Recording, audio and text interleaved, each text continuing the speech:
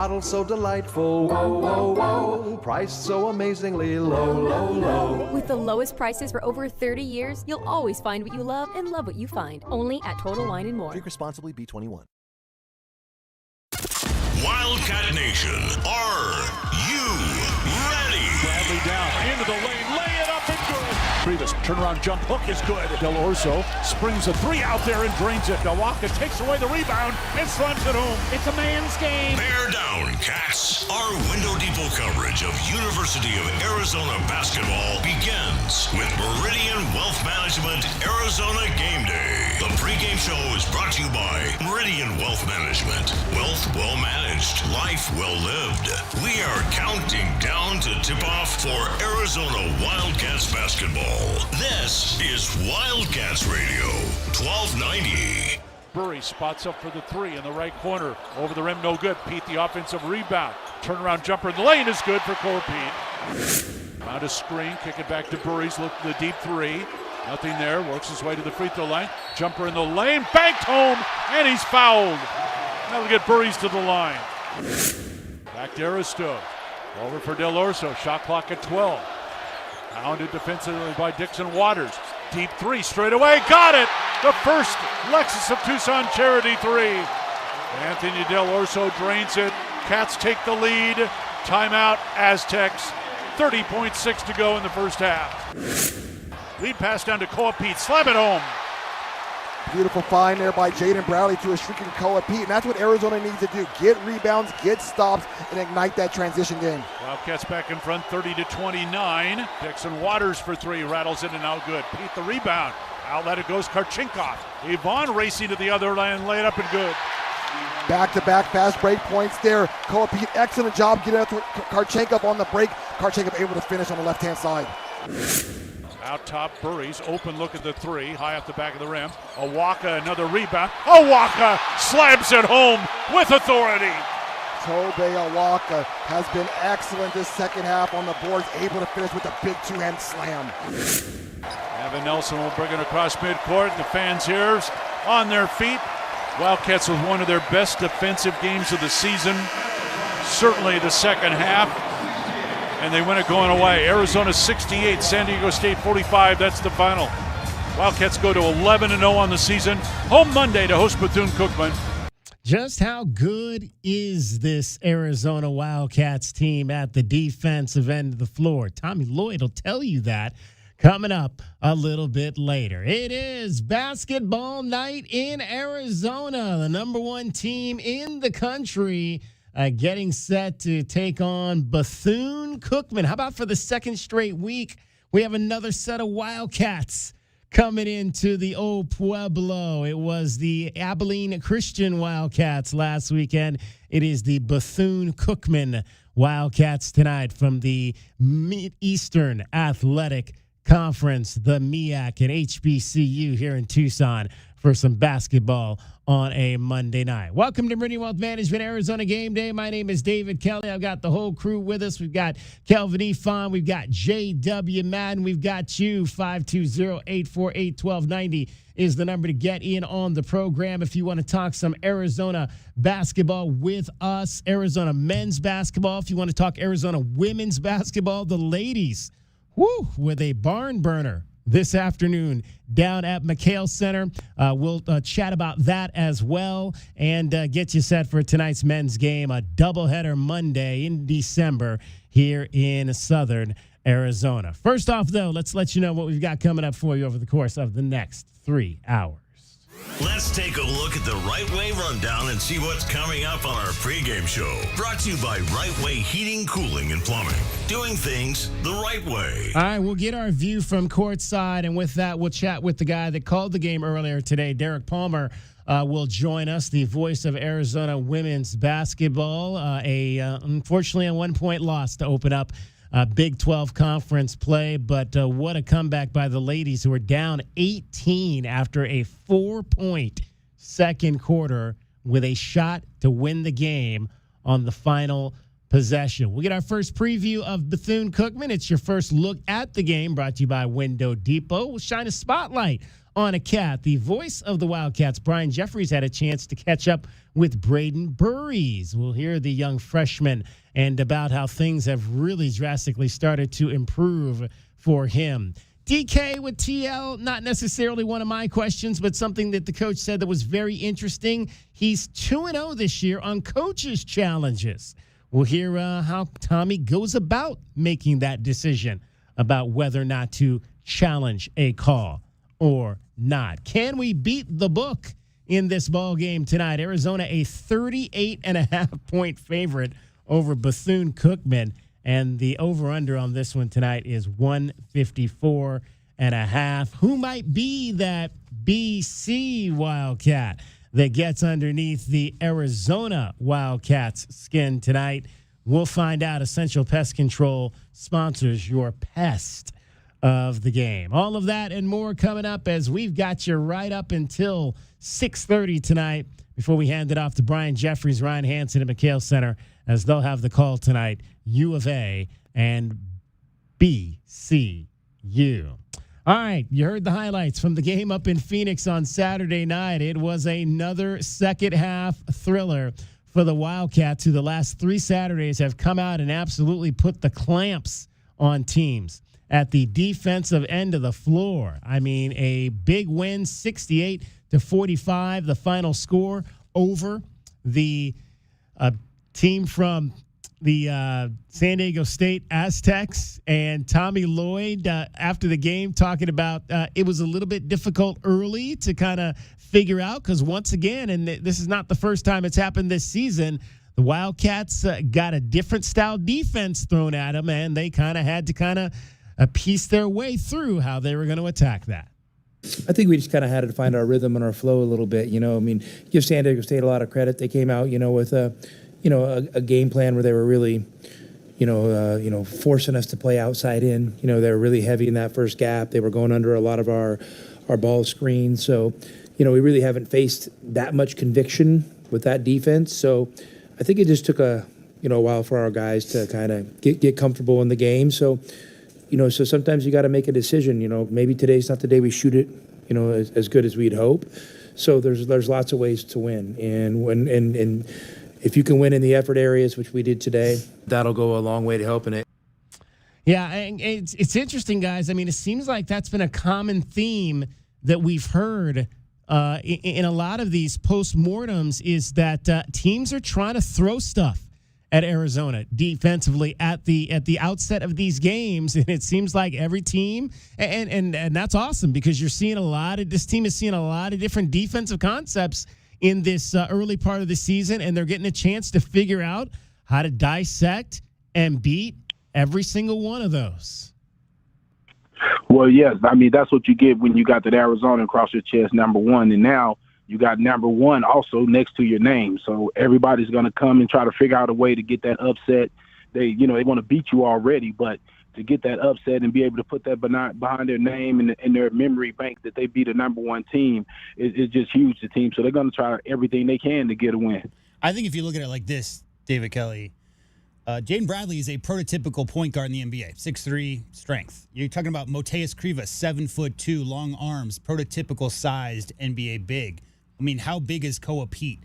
What I'm getting at is that the lineup that Arizona puts out there begs other teams to play junk defenses. Unless you have the personnel to match up with NBA-sized bodies at each different position on the court, you really can't do anything about that.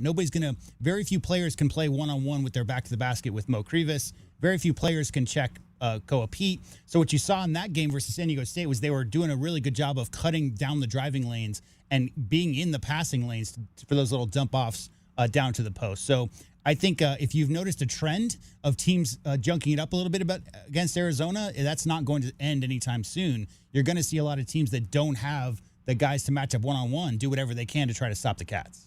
Absolutely, and I'm sure we'll see Bethune-Cookman. Hey, and again, the record, don't look so much at the record for Bethune-Cookman. They play a lot of top flight teams in the early part of their seasons, as a lot of the HBCUs do. But this is a team that is picked to win their conference and could be in the NCAA tournament come March for sure. What a ball game, though, for Toby Awaka, who continues to be the best rebounder, period, in all of NCAA. And he put on a show with 15 rebounds, fourth time this season that Toby Awaka has had 15 or more rebounds in a game. And I said on Saturday night, I don't think I've ever seen a game where a single player took over a game rebounding the basketball. That's what Toby did. He talked after the game about just his ability to attack the glass against San Diego State.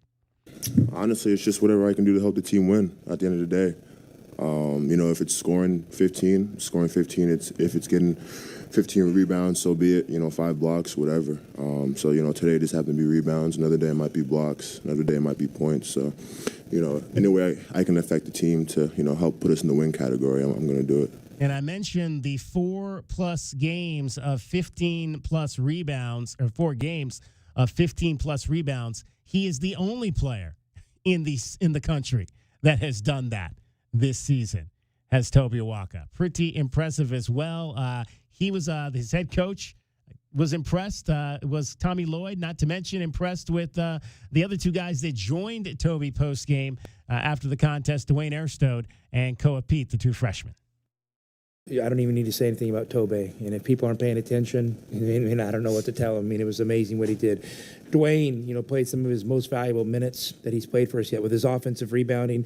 The diving, that play he dove on the floor in the second half was big time. And then, sticking that 3. And then he also had a couple great drives to jump stops, to kickouts, against, some of their gap defense that, I think Delhi hit a couple 3s on. And, and Koa, it's not easy to come back home and, he started off good, but then he had a couple fouls and, I'm kind of managing the game and I'm sure he wanted to go back in and I just kind of decided not to those last, couple minutes because, I was hoping it was manageable, but we got down 7 and I was thinking about it, but then we made a quick 8-0 run to end the half. So just really proud of these guys and their effort and just their resiliency. Yeah, guys, that's one thing we did not touch on, I think, in the post game.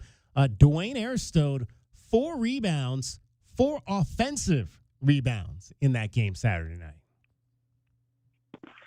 Yeah, no, he brought the intensity and the hustle. He has the size and the athletic ability to be able to get that done. You expect a couple out of him, especially with so much size on the court and his ability to crash the basket because of having other guys that are big enough to get back on defense and hold their own. So when you have big wings like that, I always say they got to get you at least 4 rebounds. So him getting 4 offensive rebounds is huge. Yeah, Dwayne's a big dude, right? He's got to be, 6'7", 6'8"? He's a lot bigger, I think, than a lot of people give him credit for. It's tough, DK, because you've got so many great rebounders in this team. It's not just Tobe Awaka. Mo Krivas, really good at rebounding his area. Obviously, Koa Pete can be a very good rebounder if he's, attacking the ball. But when you're on the perimeter like that, and especially against Arizona's got so many big bodies in the paint, many teams are going to rely on outside shot, mid-range jumpers, and those are longer rebounds. So guys like Anthony Delorso, obviously Ivan Karchenkov, and Dwayne Erstode, when they're in there on that wing position, need to make a concerted effort to pursue the ball because some of those balls are going to land outside the paint. And Dwayne Erstode doing a really good job of that, especially on the offensive glass. And you heard the head coach mention Koa Pete, the latest Phoenix youngster playing for your Arizona Wildcats, playing his first game back in his hometown. And for Koa, it was something that he was looking forward to and something that he definitely took some pride in being back in his hometown. I felt great, when they announced my name, starting lineup, got goosebumps with all the crowd, the cheering and all that. But, it's great to come back to Phoenix and come out victorious like that, and just to see the U of A fans in the stands like that, them cheering us on, getting us hype, it was really cool to see. Koa, you talked about playing at home. This is your first game coming back as a college player playing in the Valley. I saw one Keona jersey, 54, and Cassius was here. Was mom and dad here? Did you have to deal with family and friends kind of coordinating them for this game? Yeah, for sure. My whole family came out and supported me like they always do. They're coming out of Tucson too and supported me down there too. But it's special to see them and see all my friends. And I was just out there for like 10 minutes just talking to them. It was special.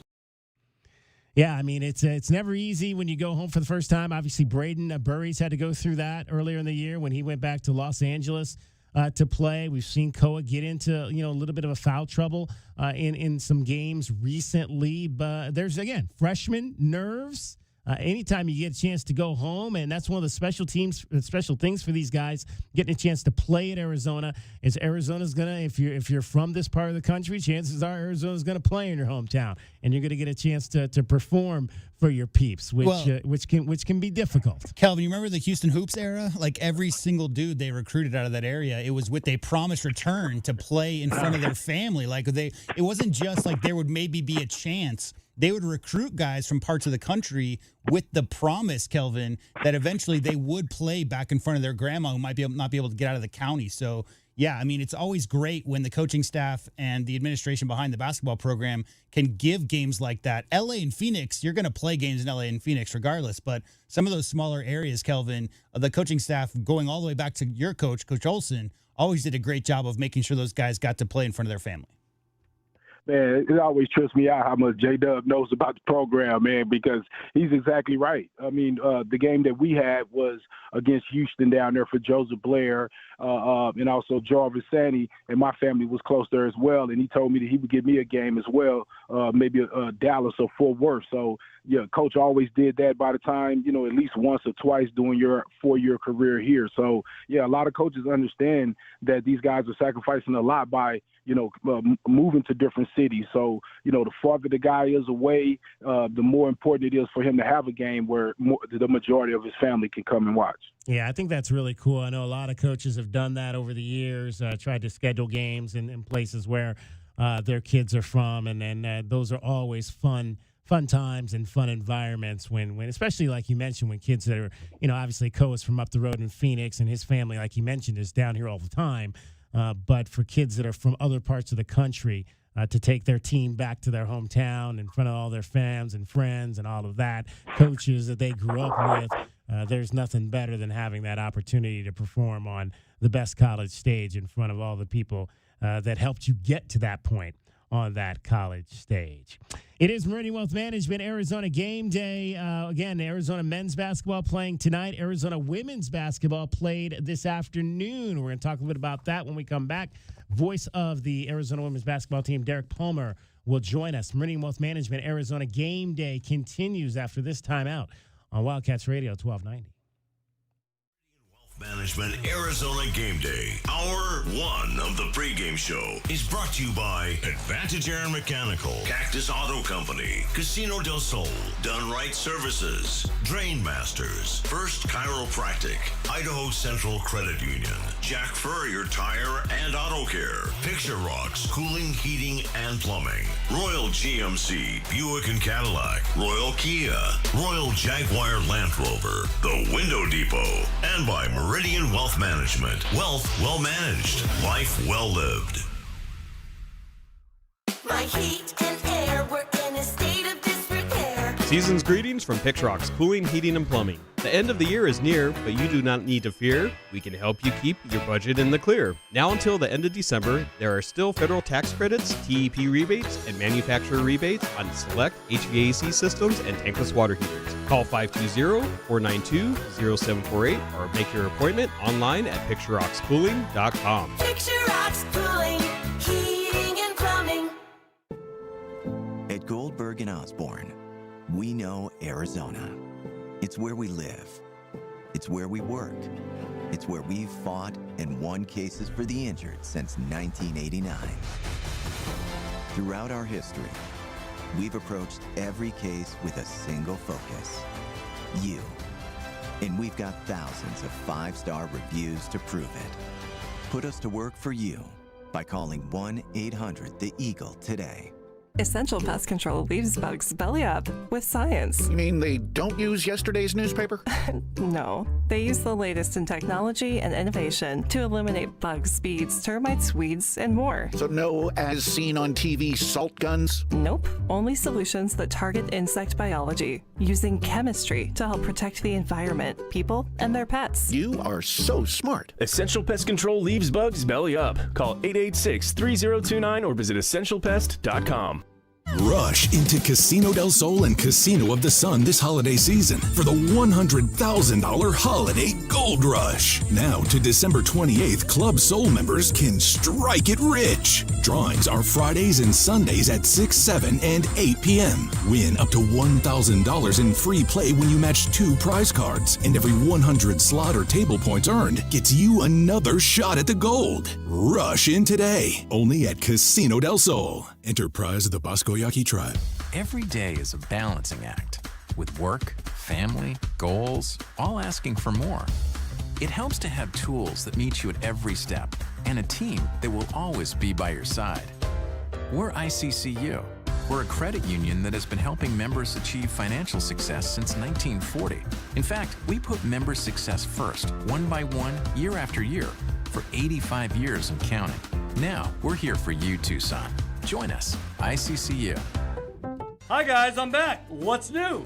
Tucson Appliance Scratch and Dent Studio. All the Scratch and Dent merchandise has its own new studio. There were so many Scratch and Dent discounted items. Now they have a place of their own. I love it. A whole Scratch and Dent studio right next to Tucson Appliance. They don't look like Scratch and Dent, but it shows in the low prices. Tucson Appliance Scratch and Dent Studio. Proud local supporters of the Southern Arizona Heartball. Only at Tucson Appliance, where you are a priority. Broadway in Tucson presents the 20th anniversary season featuring 7 Tucson premieres, including Disney's Beauty and the Beast, Hell's Kitchen, Moulin Rouge, The Wiz, Back to the Future, Dr. Seuss's How the Grinch Stole Christmas, and more. Secure your signature season tickets today and get the best seats at the lowest prices. Visit BroadwayInTucson.com and secure your 2025-2026 season tickets today. Wildcat fans, where do you go when the final buzzer sounds? You don't head home. You head to Roadhouse Cinemas and Roadies, Tucson's home court for great food, craft beer, and nonstop fun. At Roadies, you can bowl, throw an axe, play arcade games, or grab a burger while the next game plays on the massive screens. Then, catch the newest movies right next door at Roadhouse Cinemas with luxury recliners and full in-seat dining. Game days, movie nights, anytime. Make it a win at Roadhouse Cinemas and Roadies on the corner of Grant and Swan. Our Window Depot coverage of U of A basketball continues. This is the Meridian Wealth Management Arizona Game Day pregame show on Wildcats Radio 1290. Now, back to your hosts, David Kelly, the captain Kelvin Yvonne, and J.W. Madden. Scholl's got to avoid an offensive foul. She's going to set up on the right block. Ball's inbounded on the baseline's right side. Evans trying to deny as she's trying to cut her off at the interior. Get this one to her. Puts it up underneath, and it's underneath the basket. No good. Wildcats battle back and will fall 63-62. It's time now for us to take you down to the front row of the arena. A view from courtside is brought to you by Kaiser Garage Door and Gates. Kaiser serving Southern Arizona over 30 years. Yeah, we literally are today talking to a gentleman who is on the front row at McHale Center. He just called the game today. Arizona women's basketball opening up their Big 12 conference schedule with a 1-point loss to the Utah Utes. Derek Palmer joins us now. And Derek, an exciting finish today at McHale Center for a game that looked like it might get away early from the Wildcats. It certainly seemed like it was on the path of that. And you got to bear in mind that was the first Power 4 team that the Cats had played this year. So when they allow a 24-4 second quarter to go down, it was kind of like hold your breath. But to their credit, they fought back, and they had the ball 8.5 seconds and a chance to win there at the end of it, but just came up a little bit short. So now, what happened in the 4-point? For those that aren't aware, the Wildcats were outscored in the second quarter, 24-4. They went 8 minutes from the end of the first quarter through towards the 3-minute mark of the second quarter without scoring a single field goal. They missed 12 straight shots during that stretch. What was Utah doing to take the Wildcats off their point in that second quarter? Berg said after the game that they stopped pouting when they started making the comeback. So my takeaway from that was that they were allowing their defense influenced their offense. Utah did the exact opposite of what I was expecting for the most part. They shoot a ton of threes, 27 threes on average a game, and we're instead really trying to exploit the back door, and we're doing that with a lot of success at the beginning of the second. And that seemed to take the Wildcats a little bit out of their rhythm offensively. So once they were able to settle in defensively, things got a little bit easier on the offensive end as well. We're chatting with Derek Palmer. It is your view from courtside. It's brought to you by Kaiser Garage Doors and Gates. Kaiser has been serving Arizona now for over 30 years. So obviously you go through the non-conference 9-2. You go into your first Big 12 game at home. All the games, all 12 games at home. What do you think this team has learned about itself, Derek, through these first 12 games, as they now have a 8-day break before they head out onto the road to Colorado on New Year's Eve? I think the biggest takeaway from this one, outside of what had happened in the non-conference, is they can compete. And that's, in fact, one of the things that Burke is frequently exhorting her team to do when she's standing in front of me, is just compete. And they've even though they haven't played a power forward team, they've played a variety of different styles, still have a little bit of a hard time defending, one-on-one action. You look at the ball game against Chicago State, they kind of exploited that, and that's surely going to provide some difficulty here when they get the Big 12. But the one biggest curiosity that I've had on the other end of the floor is who's going to help Mickey Purdue score points. And today they had 4 players in double figures, so it seems as if they're starting to figure that out a little bit more. Tanny Welch, she's been huge her last few games, especially on the glass, but she's been very, very good on the offensive side, especially limiting mistakes. So there's still a relatively high ceiling as they're going in, but you got to remember that these ladies are learning to play with each other still. It's basically a brand new team, brand new roster.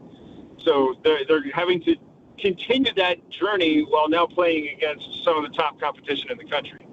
We're chatting with Derek Palmer, play-by-play man for the Arizona women's basketball team. You mentioned Mickey Purdue, obviously 16 points, had a big three-point shot there at the end to slice that deficit to 1. That was a very nicely drawn-up play, I thought, by the head coach. Yeah.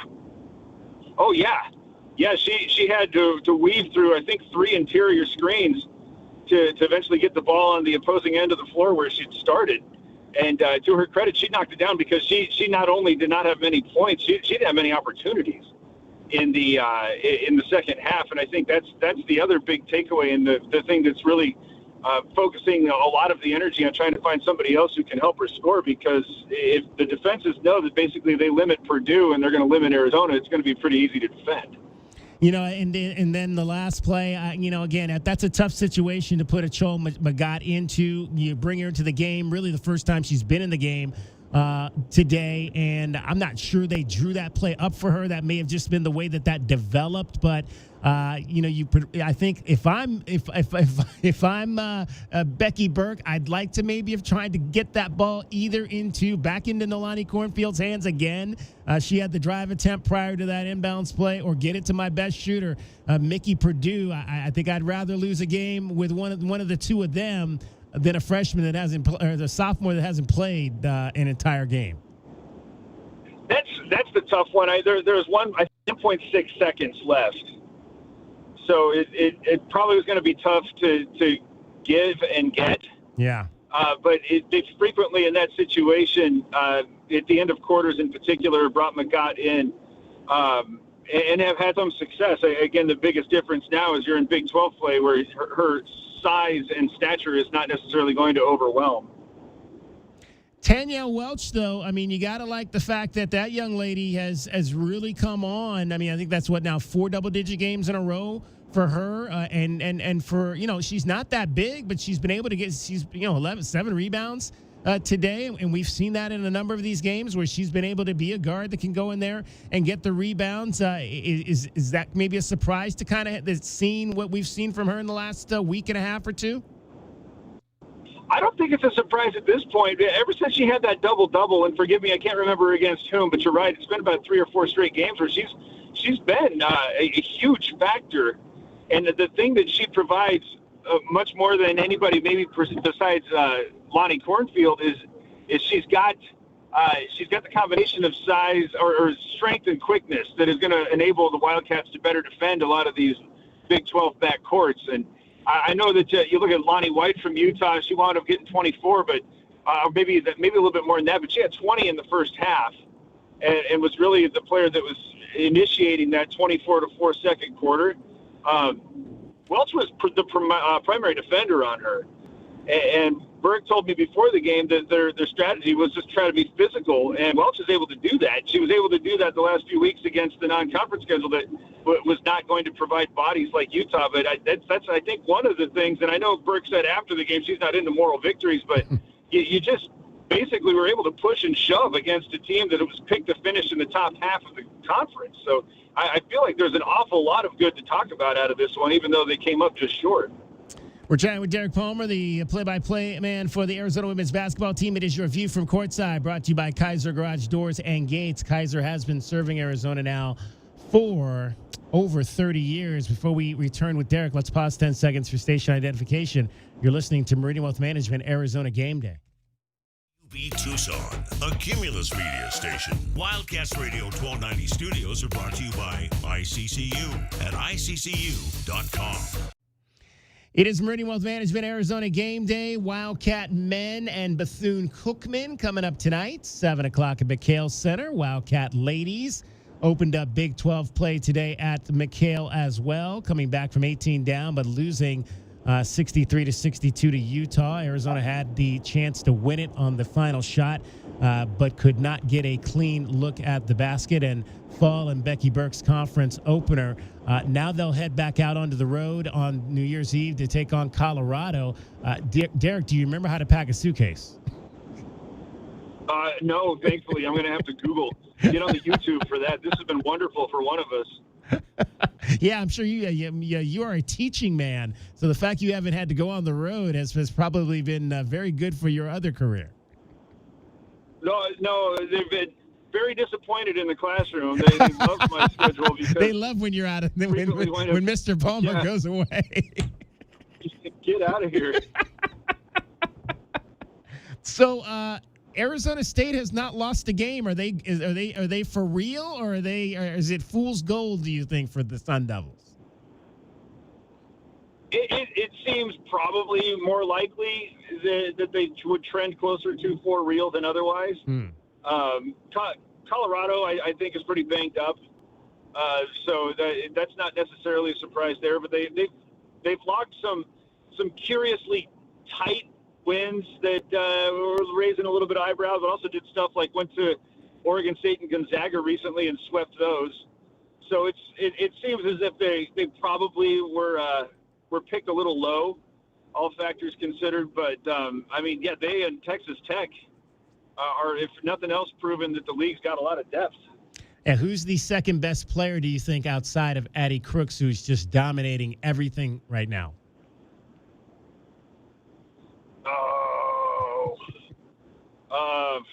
Wild at TCU, probably. Yeah. That would not be a bad guess. But that would be not that because they're probably the second best team, if not the best team, because I'm not sure. Crooks is obviously very good, but TCU's probably got a better overall squad than Iowa State. Yeah, I would say most would agree with that. And rumor has it they're defending this year, so look out. Look out. What about Texas Tech? Is that fool's gold? I mean, they were like that. That was not one of the better teams in conference last year. No, and going into the Big 12 tournament, the thinking around a lot of circles was that coaching staff was about to lose their jobs, and not only did they not, they went on a run there. They at least went to the semis, and it started looking like they started turning a corner, and have just kept on going. But it seems like the consensus there is that they are very much so for real, yes. All right. Well, we shall see as we continue to go along. Arizona at Colorado on New Year's. So is the team, are they coming back, or are they going right to Texas Tech after that game? We may have lost. I think Derek has hit Picacho Peak. We may have lost. You there, sir? I think I am. I'm blasting through the farmland right now, so the reception's a little spotty. there you go. Is the team coming back after Colorado, or are they going on to Texas? No, they'll come back. Oh, okay. I wasn't checking. There was a bunch of days there, but I wasn't sure if they would just go straight down. So you guys, you'll be probably celebrating New Year's Eve on a flight. Oh, again? Do you fly with the team or no? I'm losing you. Can you say that again? Do you fly with the team? All right, I think we're losing. Derek is over Picacho Peak now, so we are losing him. We will get back with Derek at another time. He is the voice of Arizona women's basketball, and that is your view from courtside. Hope you enjoyed your view from courtside. It was brought to you by Kaiser Garage Door and Gates. Kaiser has been serving Southern Arizona for over 30 years.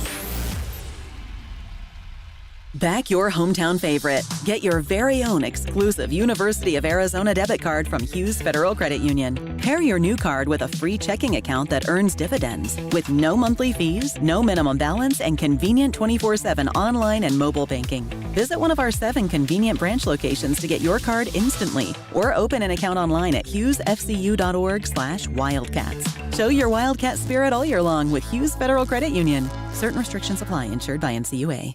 Looking for quality windows without the wait? Come to the Window Depot. We carry a huge selection of Milgard windows, in stock now and ready for pickup. Need something custom? No problem. From new construction to full home replacement, we'll help you order the perfect Milgard windows built to fit your space, style, and budget. Whether you're a homeowner or contractor, the Window Depot makes it easy to get the windows you need fast. Visit thewindowdepot.com to find a location near you and see why we're your Milgard window experts.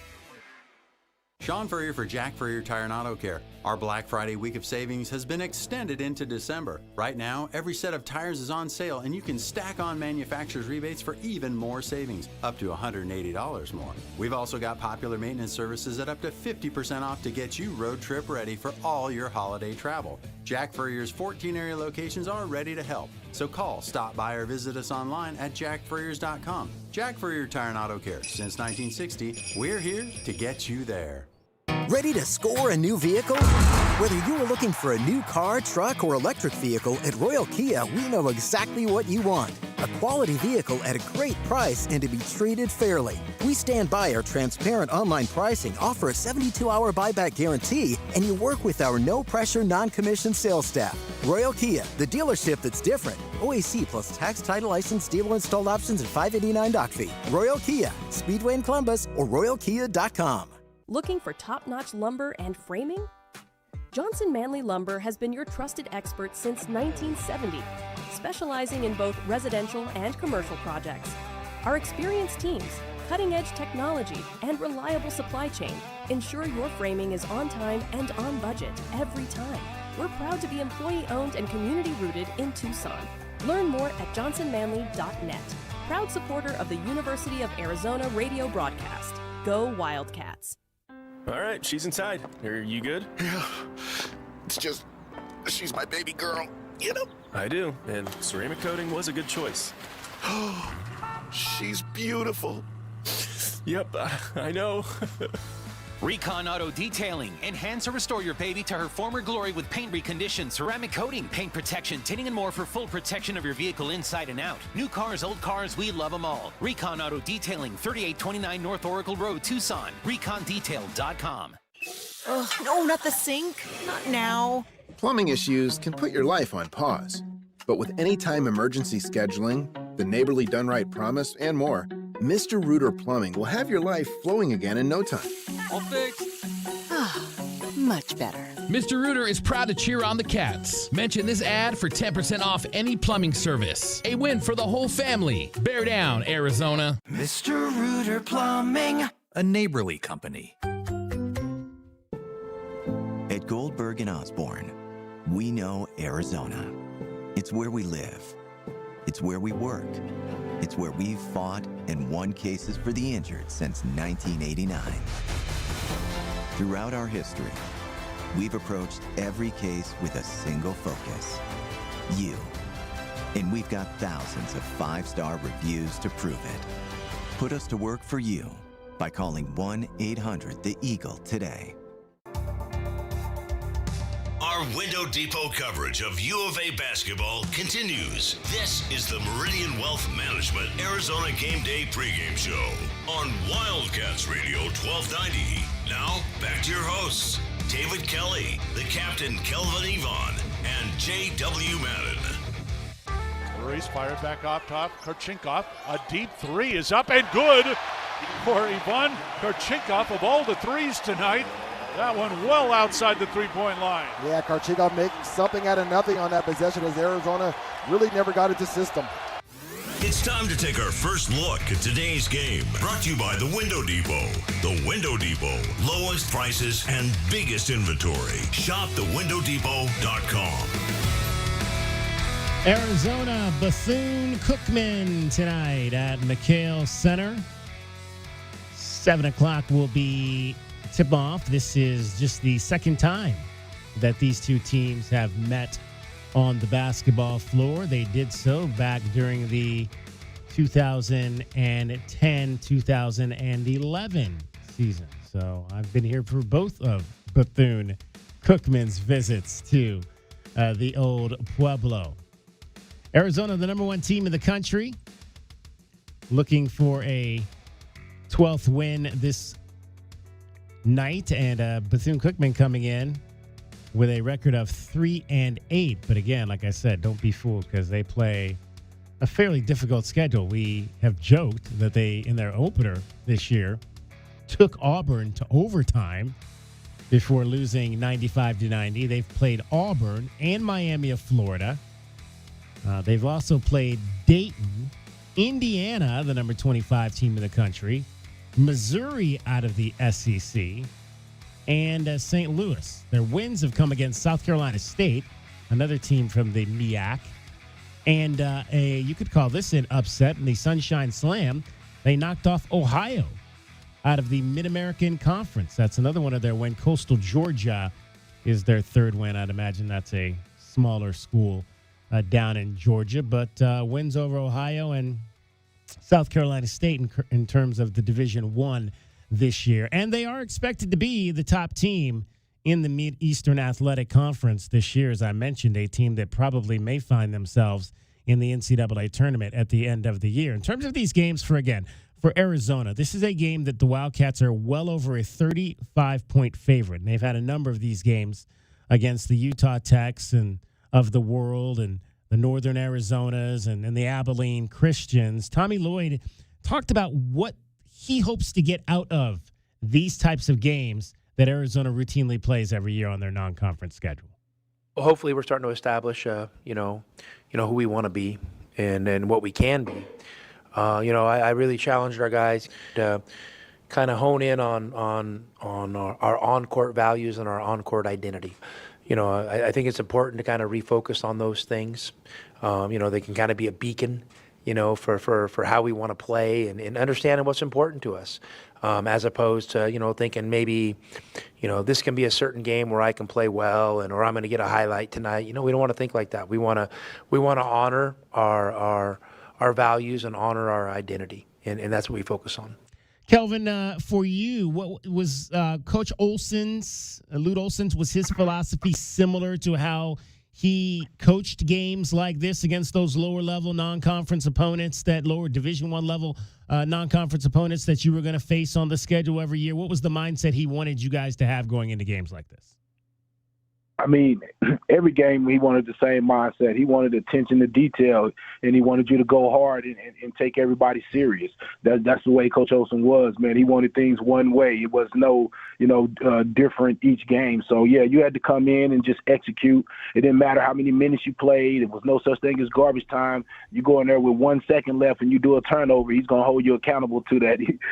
Trust me, I went through that a couple times. So, great coaches just want you to understand that, you can't practice all the time. So some of these games are like practice games when you do have, lesser opponents. So you want everybody locked in, especially your starters. I mean, guys, taking teams lightly is how you lose early in the tournament to teams you're 35-point favorites over. So, I mean, the idea being like you want to have the exact same mindset for every game.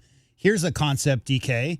If you go in against a UConn in stores, you know what your coaching staff is learning? They're learning if those 4 freshmen in the rotation can step up under the lights in a big moment when the whole world is watching. Well, the same holds true with how do you play when nobody's watching and nobody cares about the game you're playing in? If you're not playing and bringing that same attitude, if you're just, taking plays off and kind of lollygagging around out there, well, that's a lesson to be learned as well. So it doesn't matter if you're out here trying to, make a highlight for your boys back home to see, and that's the attitude you come into a game like this.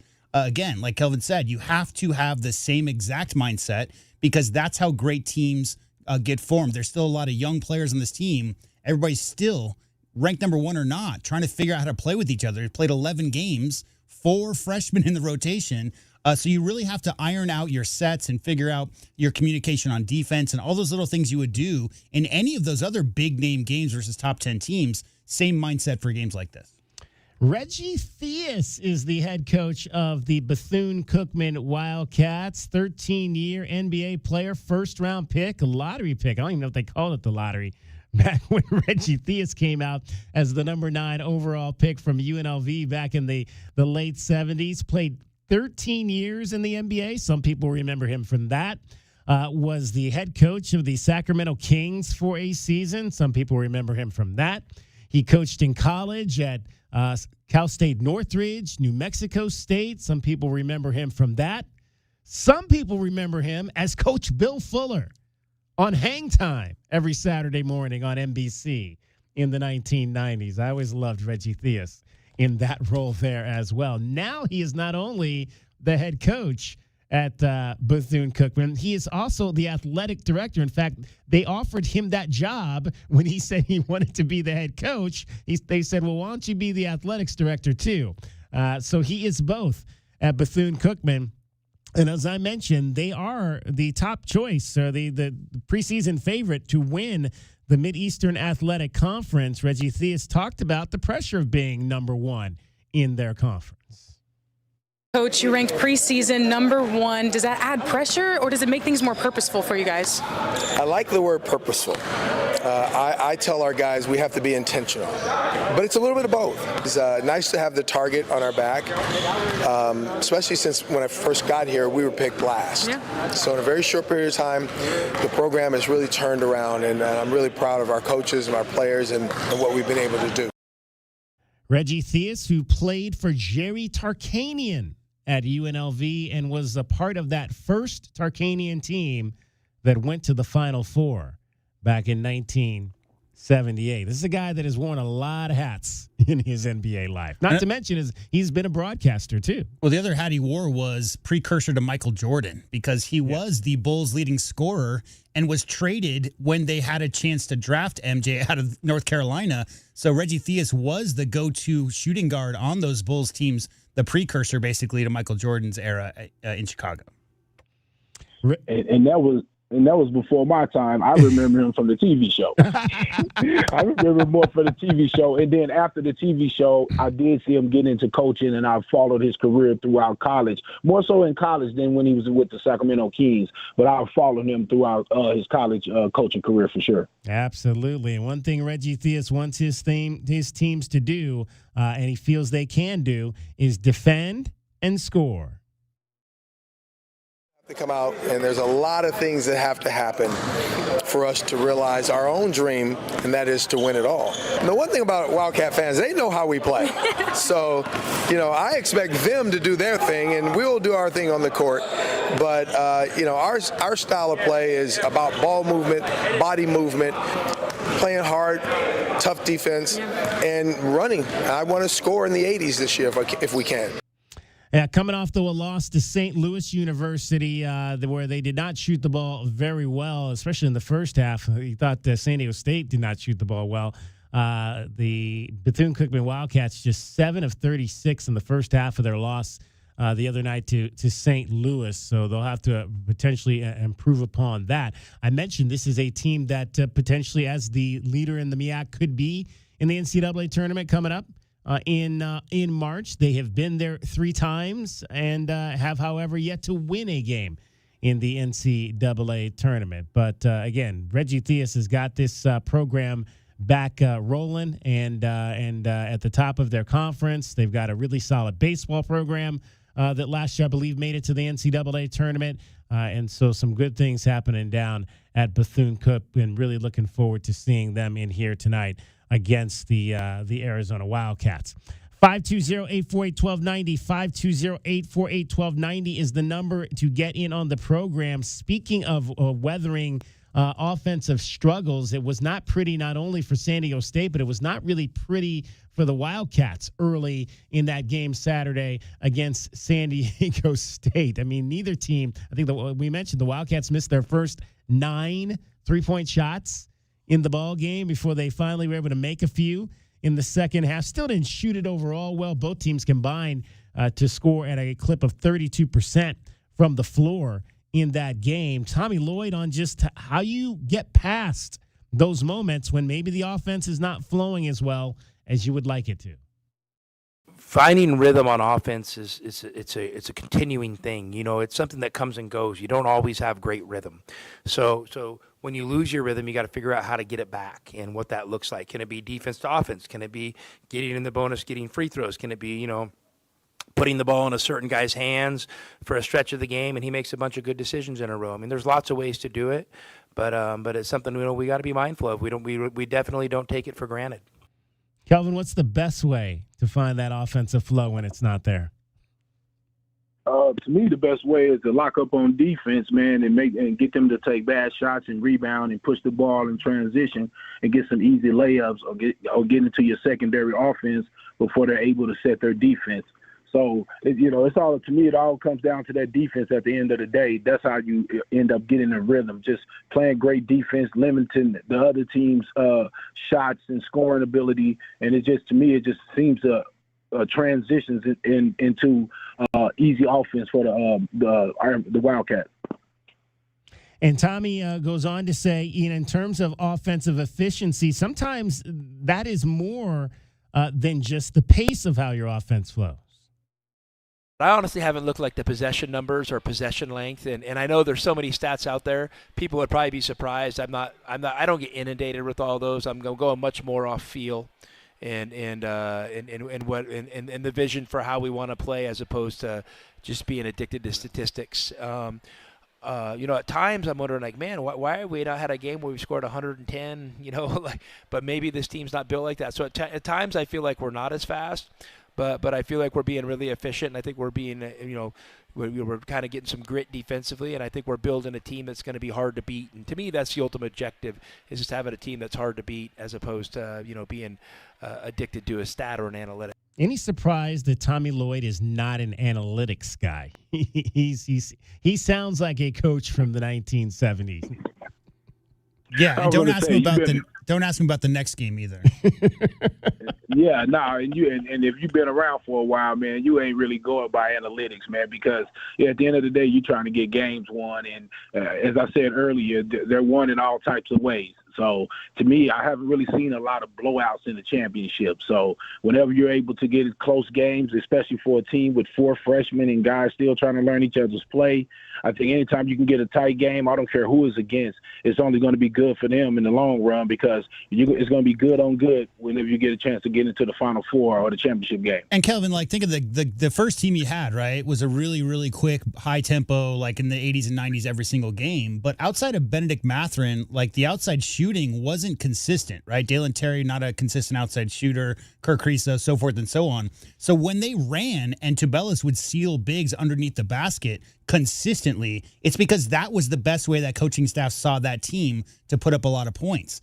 This year's team, as Kelvin's been pointing out quite a bit, has a lot better outside shooters, a lot better individual offensive players. And so, Kelvin, ideally a coach, you want to be able to beat any team any number of different ways. Pound it inside, hit from the outside, out sprint them, full court D, whatever it is. You want to be able to adjust mid-game, as we've seen the coaching staff do at halftime recently. You want to be able to adjust and take on, face on whatever else the team is trying to do to take away your strengths. You find another way to be strong with it. And so I think the pace, I think Coach Lloyd got that, reputation as being, he's a fast coach. He's just running. But Kelvin, to me, that was a personnel-based decision more so than anything. And this year's team's not sprinting because their half-court offense is really, really good. And you mentioned, obviously, earlier, Kelvin did the defensive side of this as well. And how about the fact that the last 3 Saturdays against top-flight opponents, ranked opponents in Auburn and Alabama and then San Diego State, the Wildcats have allowed 29 points in the second half. 29 points average between Auburn, Alabama, and San Diego State in the second half. Tommy Lloyd on why the Wildcats are playing so well in the second half. We're always working to have a cumulative effect, and hoping we can, stack possession, stack effort, possession by possession, individual effort by individual effort, and then usually, you can the dam breaks, so to speak. And then there's part 2 to that.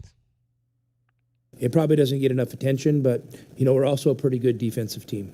And I thought our guys did a great job just, being sticky and having constant ball pressure on these guys and in the right spots in the gaps. I mean, you hold a team that good to 26% shooting. I mean, man, that's impressive. And then that really was the story of the game. I mean, everyone's going to make it about the 3-point shooting, but it was our man-to-man defense that was really the differentiator. There you go. Wildcats, number 1 team in the country and really defending right now at a high level against some of this top-flight competition that they're facing. Arizona, Bethune Cookman with tip-off coming up at 7 o'clock at McHale Center. That's our first look at the game. Brought to you by the Window Depot. The Window Depot. Lowest prices and biggest inventory. Shop thewindowdepot.com. This is Wildcats Radio 1290. And don't forget, Window Depot also sponsors Arizona's top rebounding performance every night. It's the Window Depot Glass Cleaner of the game. Might be the Wildcat with the most rebounds. Could be the U of A star with the most impactful boards. We will tell you the Window Depot Glass Cleaner of the game, or as JW says, the Toby Awaka Window Depot Glass Cleaner of the game, because he basically pretty much wins it every night. We'll give you who wins it tonight coming up on the Meridian Wealth Management Arizona Game Day post-game show. Much more coming up for you straight ahead. We've got 1 hour in the books. We're going to shine a spotlight on a cat. We'll hear Brian Jeffries' conversation with Braden Burries straight ahead, and also take a look at what's happening in college basketball on this Monday before Christmas. Meridian Wealth Management Arizona Game Day. Kelvin Efon is here. JW Madden. I'm David Kelly. So glad you could be with us. Chime in at 520-848-1290 by phone or by text. This is Radio, Wildcats Radio 1290.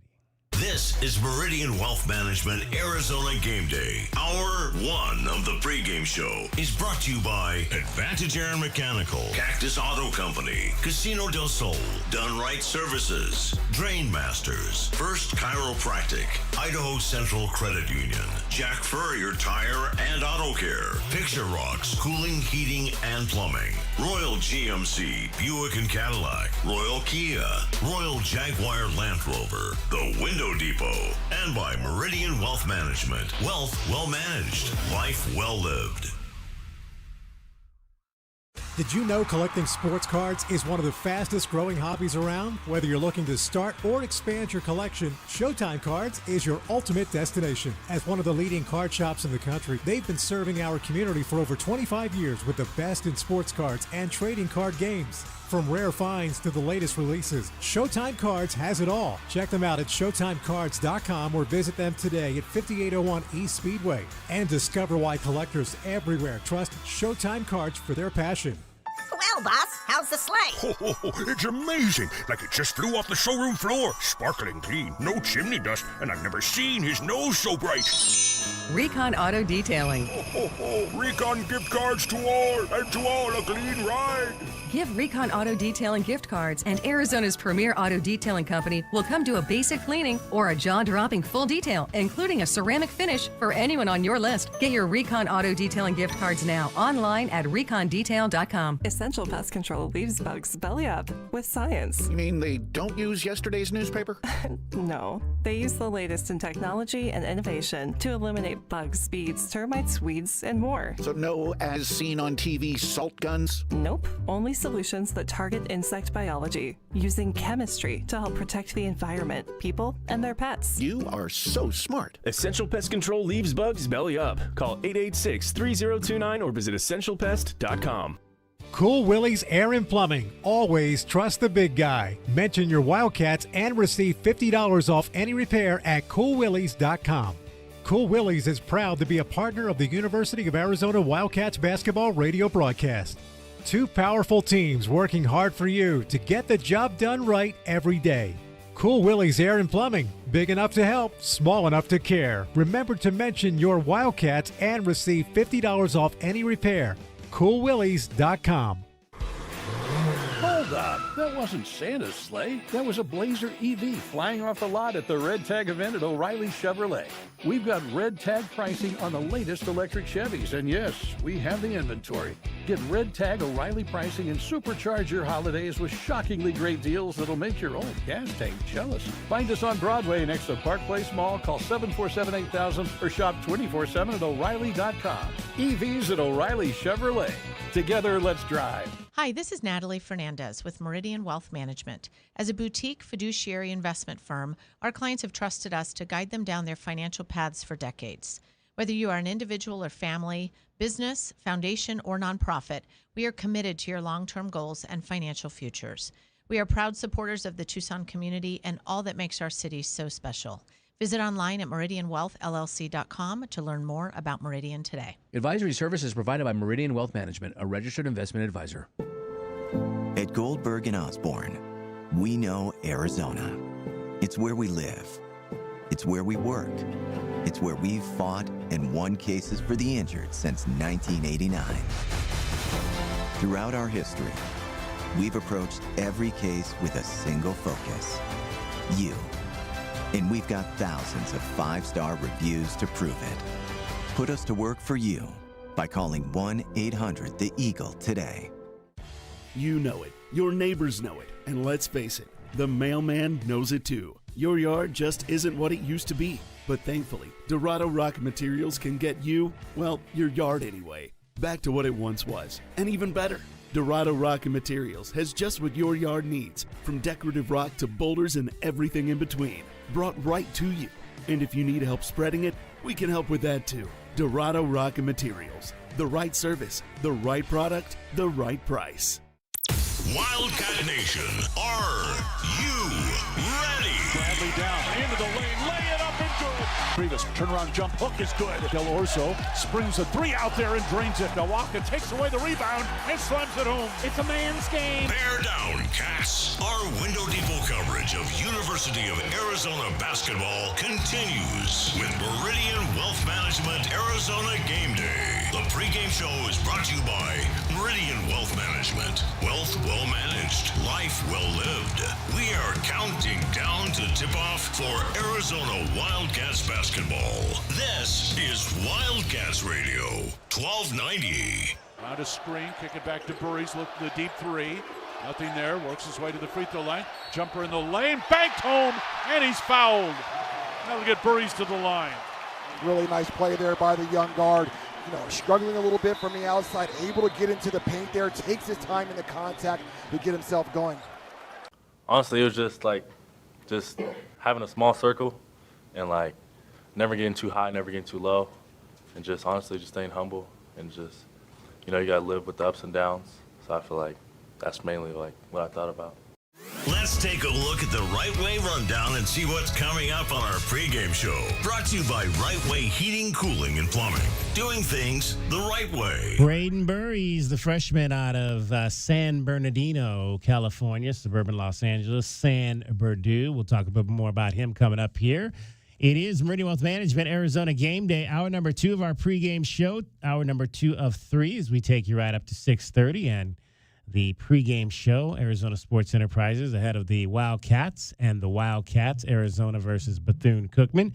We'll have your spotlight on a cat coming up here for you momentarily, and that will be with Braden Burries, who had a chance to sit down and chat with Brian Jeffries. DK with TL Not necessarily a question I asked to the head coach, but a interesting topic that he expounded on over the course of the last couple of weeks, and that's about coaches' challenges. He had a pretty successful challenge back a few weeks ago, and the Wildcats went over Auburn. He also won a challenge earlier this year in a game against UConn. So we'll find out what the coach's mindset is now that you can do. I think that's a new rule this year, if I'm not mistaken, that coaches can challenge certain calls, or at least ask for certain calls to be looked at.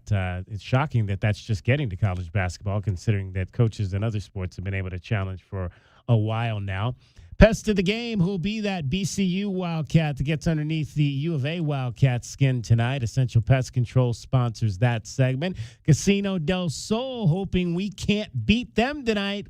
Will we beat the book? Arizona 38.5-point favorite, over under 154.5 tonight. Keys to the game and starting lineup, all of that is still to come. Plus your calls, texts, and messages at 520-848-1290, or download our app. It slaps, and you can chime in on the show by way of the Wildcats Radio 1290 app. You can also listen to the game tonight on the app.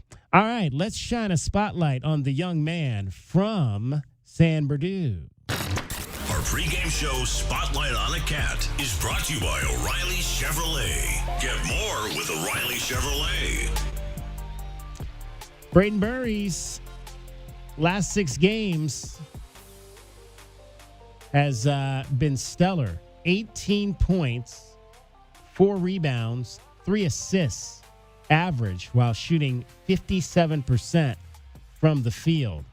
That was after he got off to the slow start in the first 5 games of the season. Really liking what we're seeing from Braden Burries, who was caught up by Brian Jeffries prior to the last game for a little chat. All right, a couple minutes with U of A guard Braden Burries. Braden, first of all, finals week is over, so how'd you survive it? Honestly, it was great. I was ahead of classes. That's what made it easier for me. Getting ahead was just get the work done early, not going to worry about it. So I've been done with school for a week now, and I don't got school until like January, so it's great. That's great. Favorite class for semester? Probably English or Pyramids and Mummies. But English is my in-person class. I have it with Koa, so just walking to class every day with him, it was like getting to know him. It was fun, getting a better bond. But Pyramids and Mummies surprised me, learn stuff I didn't know about. All right, very good. All right, Tommy said something interesting last week. He said he really admires your practice habits. And I don't remember a coach saying that before, but what have you learned about practicing, outside of the games? Just reading the defenders, even my ball pickups, playing off 2 feet. That's when a coach tells me what I need to work on, I try to emphasize that in practice so I can get better at it. So by the time game time comes, I'm just flowing. So, yeah. I mean, can practice be fun? You guys, when I watch practice, it seems like you guys enjoy it even though it's hard work. Yeah. I feel like that's the best part of the if you don't like practice, then it's gonna be bad for you. But if you just get through it, have fun with it, we compete with each other. So I feel like that's the best part about it, and then that's what makes it fun. So honestly. So needless to say, the last week or so, you've played your best basketball so far, and so early in your career. What have you felt now? Maybe these last couple of games and is it different from what you felt earlier in the season? Yeah, I feel like now. As of now, I'm feeling way more comfortable, just out there, just confident. Knowing that the coaches and my teammates believe in me is I'm just playing basketball. Honestly, at the beginning, the first 2-3 games, I was didn't really know what to expect. Speed was a little faster. I got in foul trouble, so I couldn't really get a flow.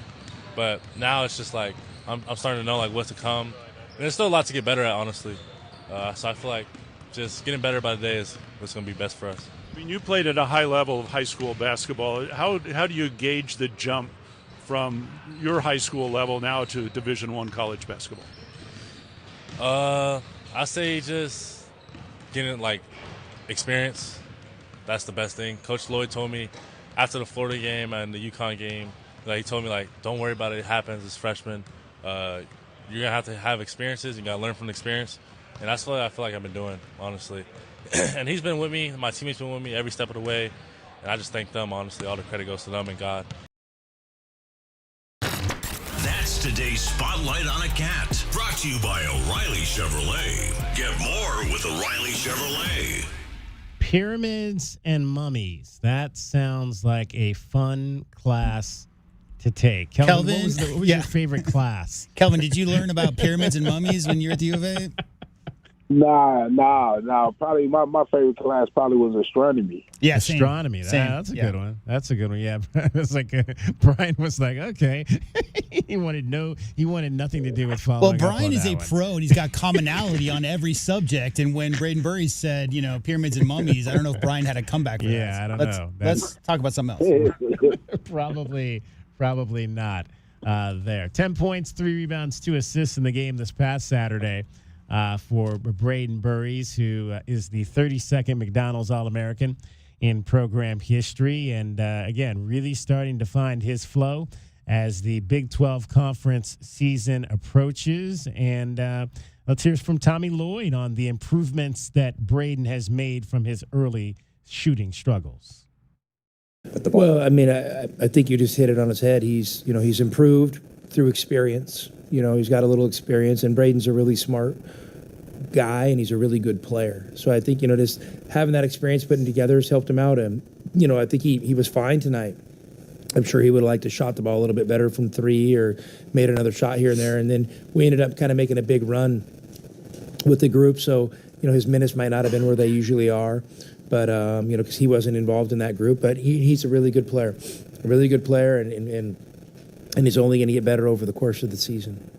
Yeah, 4 for 12 in the game against San Diego State, 1 for 6 from 3. But interesting that the coach pointed out, hey, this is a young man that's got really good practice habits, and that's something that again, a lot of times these freshmen come in and they don't really know how to practice yet at this level or how to attack practice at this level. But again, a young man who's grown up in a basketball family. Dad Bobby played at Cal State Bernardino. As we mentioned, his brother is a graduate assistant coach on the team. So this is a young man, I'm sure, that's been schooled that, hey, you got to go in there and you got to do the work when the lights are off to be able to perform at a high level when the lights are on.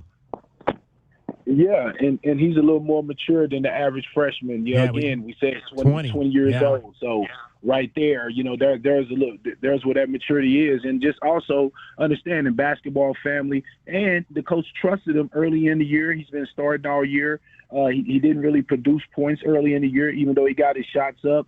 So that humbled him. And, if he would have came in dropping 30 a game, his head would be so big, nobody wouldn't be able to tell him anything. But you every time you hear him talk, he's talking about how the seniors, really was there for him. Jaden Bradley, Del Orso, guys was coming to him, say, hey, that's how it goes. Keep playing. We need you. And now that he's playing well, it just humbled him a little bit. And sometimes that's good for 5 stars.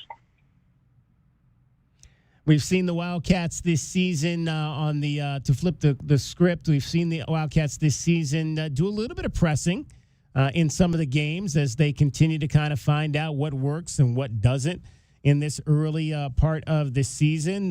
They did a little bit more of it in the game against Abilene Christian, some of it the other night against the San Diego State Aztecs. Let's hear from Tommy Lloyd, the head coach, about the Wildcats as they kind of figure out what type of pressing team they possibly could be this season. We spent some time on it and worked on it. We feel like we got some good pressing lineups, and we want to keep exploring. We don't want to lock ourselves in, maybe just playing one way all the time. And so, yeah. I mean, it honestly was no master plan. It's just kind of how the game started. I think we got a foul or something on the first possession. I'm like, what the heck? Let's just go to our press right now. And then, to be honest with you, I called it one time, and then the guys put themselves in it after that. So, that was kind of player-driven. Kelvin, there's actually twofold positive result of that, because what I've seen is the Arizona Wildcats struggle breaking the press sometimes this year, right? I mean, there's been times late in the game, especially inbounding the ball baseline when the point guard's being face guarded. They've struggled sometimes. Maybe Pete doesn't know to come back to the ball, that kind of thing. So, Kelvin, if they're practicing any kind of 1-3-1 or any kind of full court, 3/4 court trapping, pressing D, you got the scout team running that. The starters themselves are also getting practice on how they want to attack breaking those presses as well. Yeah, you want to be familiar with that, and as a coach, a lot of times you want to throw those presses in because it usually picks the guys' energy up a little bit when they're playing full court and having opportunities to get steals and get out on that break and get dunked. So, man, I would like to see them even turn up the fire a little bit and trap a little bit harder, and see if we can really turn over some of these teams. But like J-Dub said, just practicing it every day. You get the practice against it, which is only going to help when you're playing some of these teams that can really pressure you. And DK, I mean, Coach Lloyd said there about the personnel. Think about it. Ivan Karchenkov, talking about Dwayne Aristode. How about Koa Pete? Koa Pete at the head of attack of a pressing, trapping defense. I mean, there's so many long, agile athletes on this Arizona Wildcat, on the wing, on this Arizona Wildcat roster that they could be really, really effective. I like it as a little bit of a change of pace.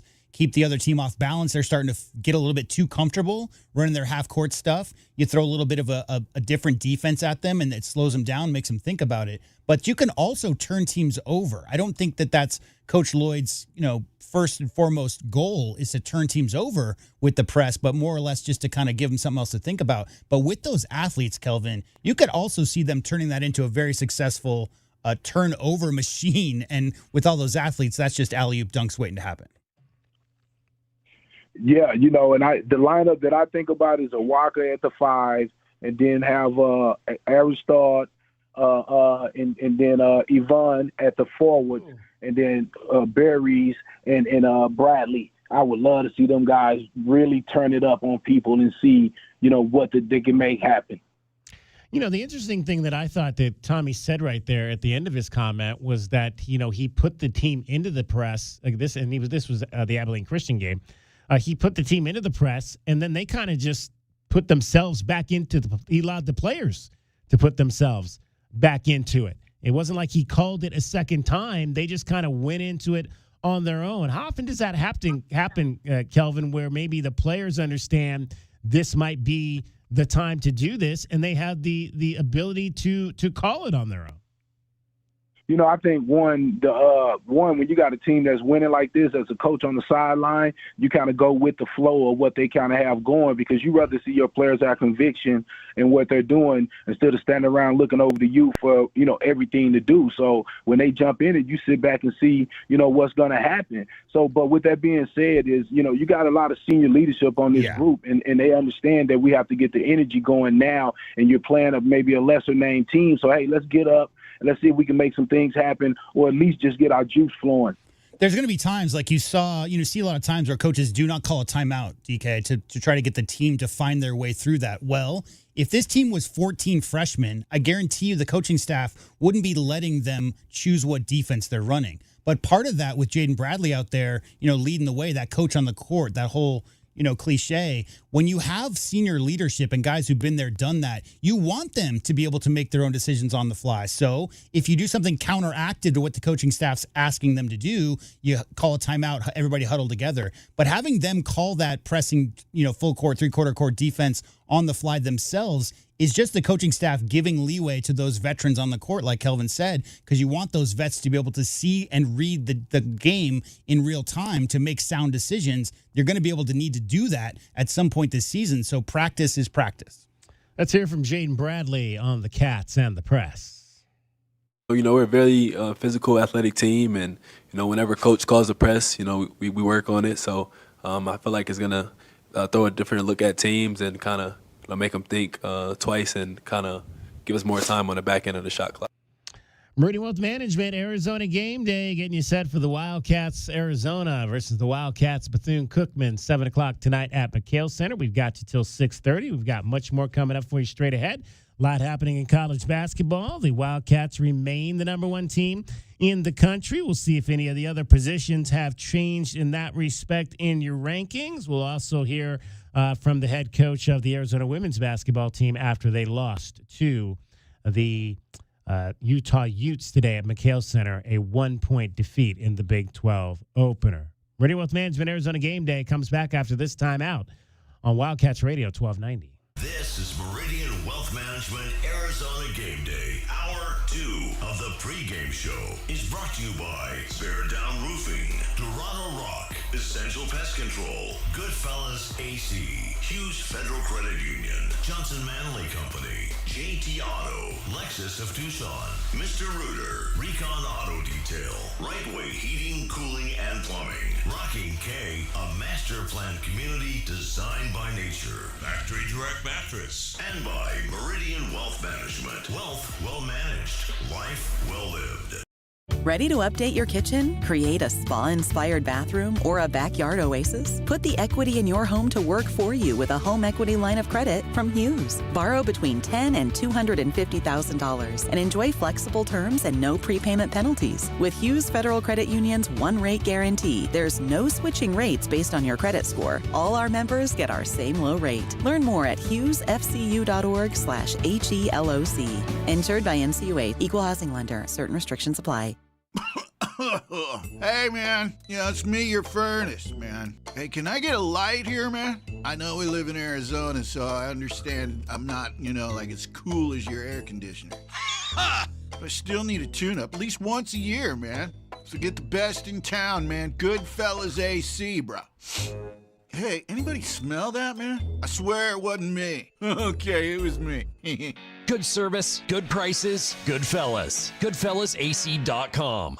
We are the rush, the pulse, the thrill you didn't see coming. Welcome to Club Soul at Casino del Sol. Now to December 28th, Club Soul members can strike it rich. Rush in for the $100,000 holiday gold rush. Join Club Soul today and get $20 free play. That's right, your first play is on us. Play, earn, and unlock exclusive rewards. We are Club Soul, only at Casino del Sol and Casino of the Sun. Enterprise of the Bosco Yaqui Tribe. Ready to score a new vehicle? Whether you are looking for a new car, truck, or electric vehicle, at Royal Kia, we know exactly what you want. A quality vehicle at a great price and to be treated fairly. We stand by our transparent online pricing, offer a 72-hour buyback guarantee, and you work with our no-pressure, non-commissioned sales staff. Royal Kia, the dealership that's different. OAC plus tax, title, license, dealer installed options, and $589 doc fee. Royal Kia, Speedway in Columbus, or royalkia.com. Experiencing the natural wonders comes easy at Rocking K. Nestled at the base of the Rincon Mountain foothills, enjoy stunning mountain views up close every day. Visit Lennar's 2 communities in Rocking K, with home savings up to $25,000 and limited time interest rate and closing cost incentives on select move-in ready homes. LiveRockingK.com. Designed by nature. Proud U of A radio broadcast sponsor. From offices and warehouses to retail spaces and restaurants, the right lighting transforms your environment. At Arizona Commercial Lighting, we've been proudly locally owned and operated for nearly 40 years. Our extensive inventory of in-stock lighting solutions is designed to meet both commercial and residential needs, with quality, variety, and value you won't find anywhere else. Visit us at 1436 East 17th Street or explore our offerings online at azcommerciallighting.com. Be sure to ask about available TEP rebates. Arizona Commercial Lighting, powering business through precision lighting. JT Auto, where their customers are family. Stop by their newest East Side location, conveniently located at 6947 East 22nd, just west of Cole. Open Monday through Friday. JT Auto is a full-service auto shop with satisfaction guarantee, offering you the best in tires and wheels, auto repair, oil changes, computer diagnostics, suspension and brake service, and heating and AC. Bring your car to JT Auto, where their customers are family. 372-7704. That's 372-7704. Or jtautoaz.com. Wildcat fans, why wait for a great night's sleep? At Factory Direct Mattress of Tucson, you get comfort for life and deals you can't get anywhere else. Shop top-rated brands like the award-winning Puffy, Lisa, and our FDM lineup, all at Factory Direct Savings. No gimmick, no pressure, just comfort that helps you wake up feeling like a champion. Find us at 3936 West Ina Road or at fdmtucson.com. That's fdmtucson.com. Easy to find, easy to save. Stop by today, sleep better tonight, and get ready for Arizona's next victory. Our Window Depot coverage of U of A basketball continues. This is the Meridian Wealth Management Arizona Game Day pregame show on Wildcats Radio 1290. Now, back to your hosts, David Kelly, the captain Kelvin Yvonne, and J.W. Madden. For Arnold down the lane, shot blocked, got it back, laid it in. Addison Arnold into the scorebook. Addison Arnold got a scholarship over this December part of the Arizona Wildcats basketball schedule. Young man who played here and then went away for a 2-year mission and is now back. If you missed that that we played on Saturday, let's let you hear it again. Guys, Coach B just showed a lot of clips from a few years ago. There's only one guy sitting down in your chairs that's been with us from day one. Addison Arnold gives it up for you guys every single day. This dude has had each of our backs, mine, coaches, the coaching staff, players, from day one, from the first time Coach Lloyd got here. And so right now, Coleman, get Addison that pen. Oh, wait. AD, you need that pen. Oh, because thanks to Coach, you need to sign your scholarship paper.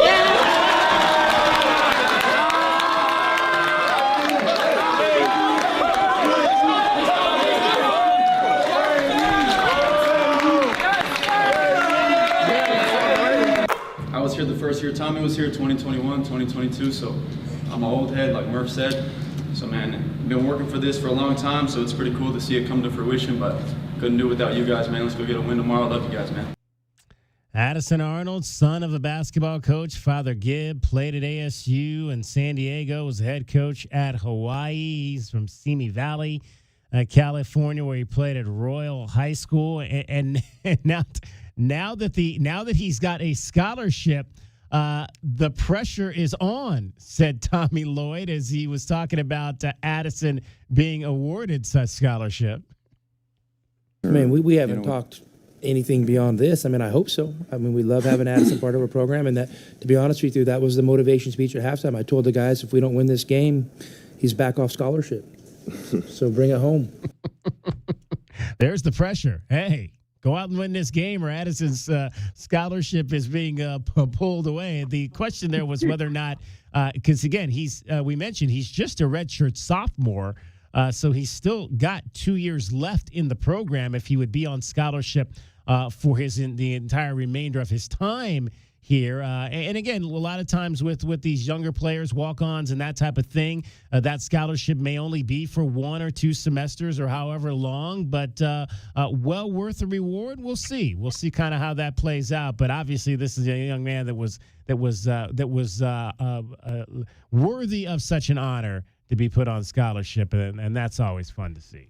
Yeah, Kelvin, I mean, generally you'll see the seniors, right? Guys who've been here 3-4 years get that final, they'll get on scholarship in their senior year.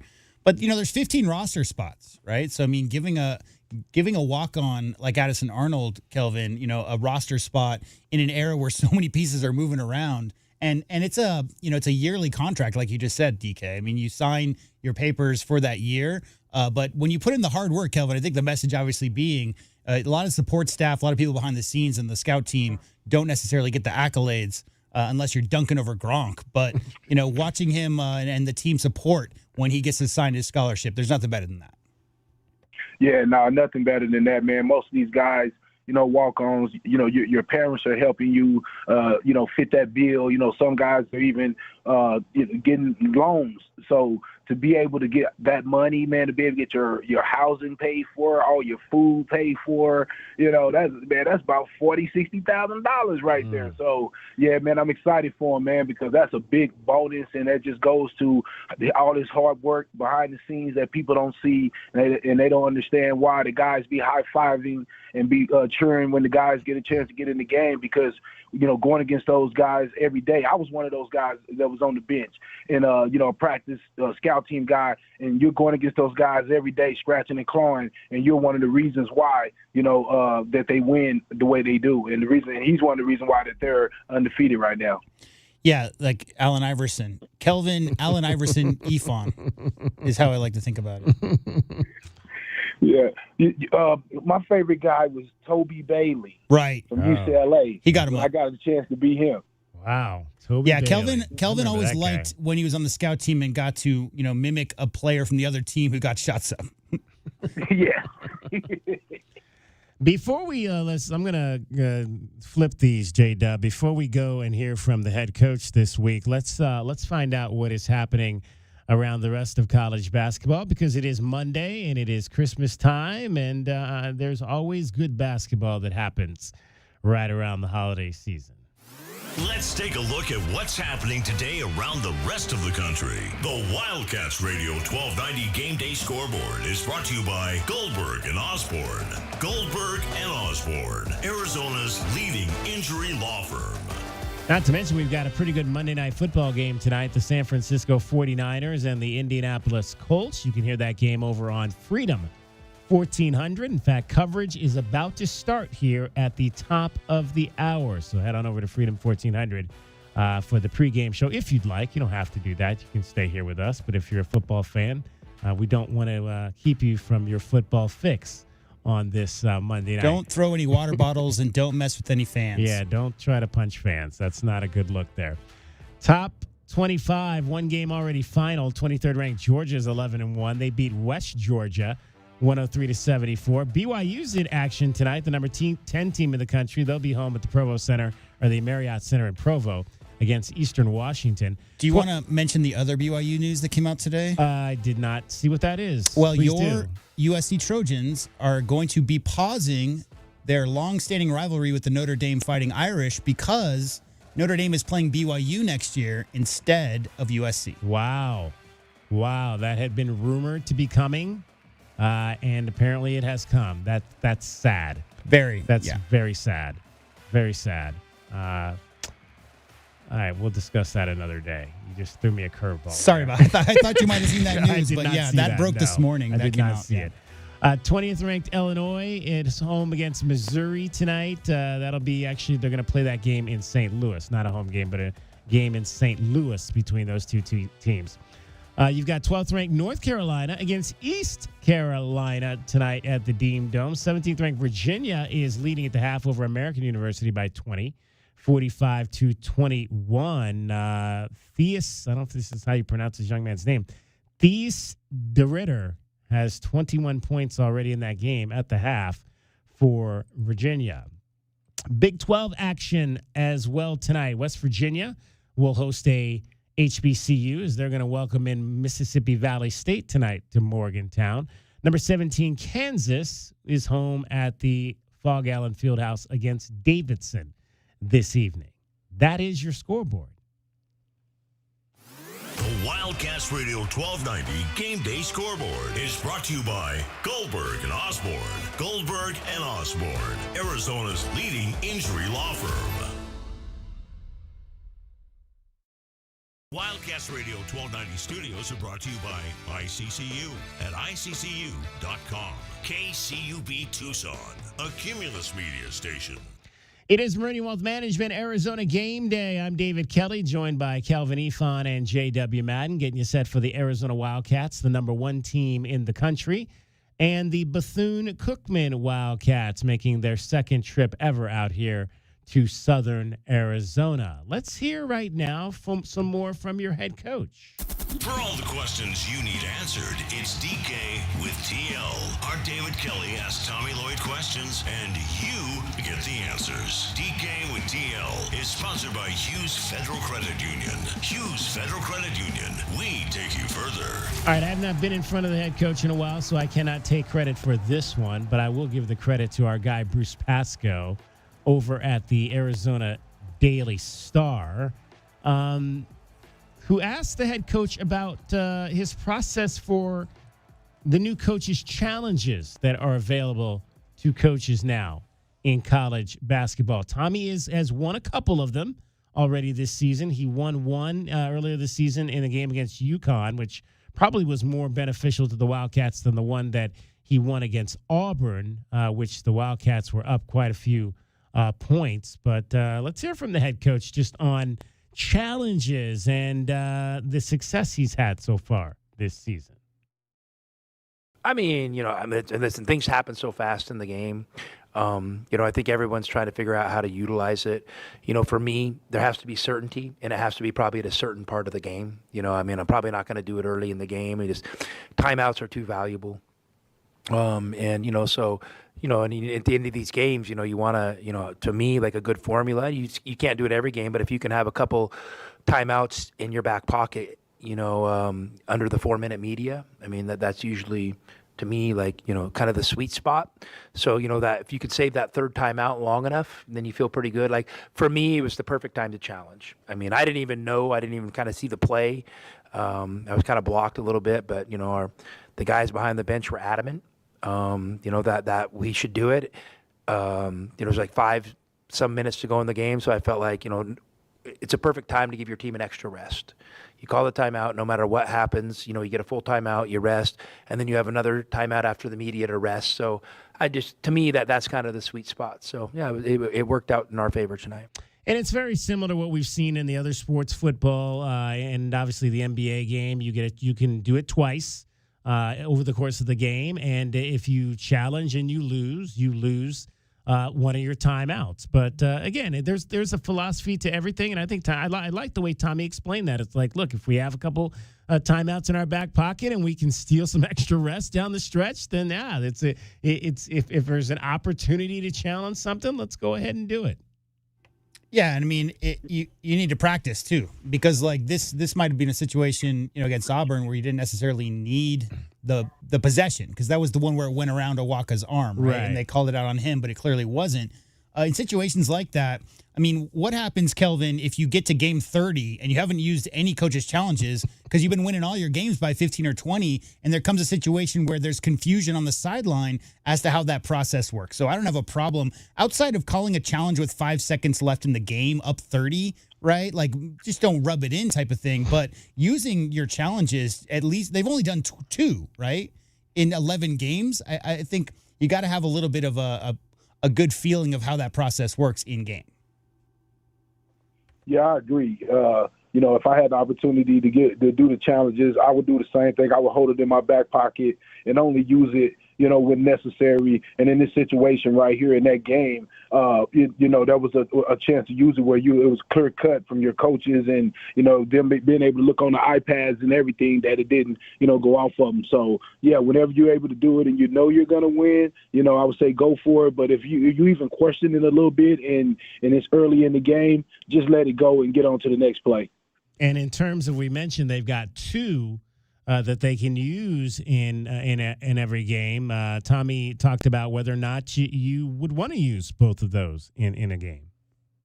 The number one thing I'm focused on is just winning the game, and to win the game, sometimes you got to lose a possession, and so I'm not afraid to do that early in the game because I think there's enough game to make up for it.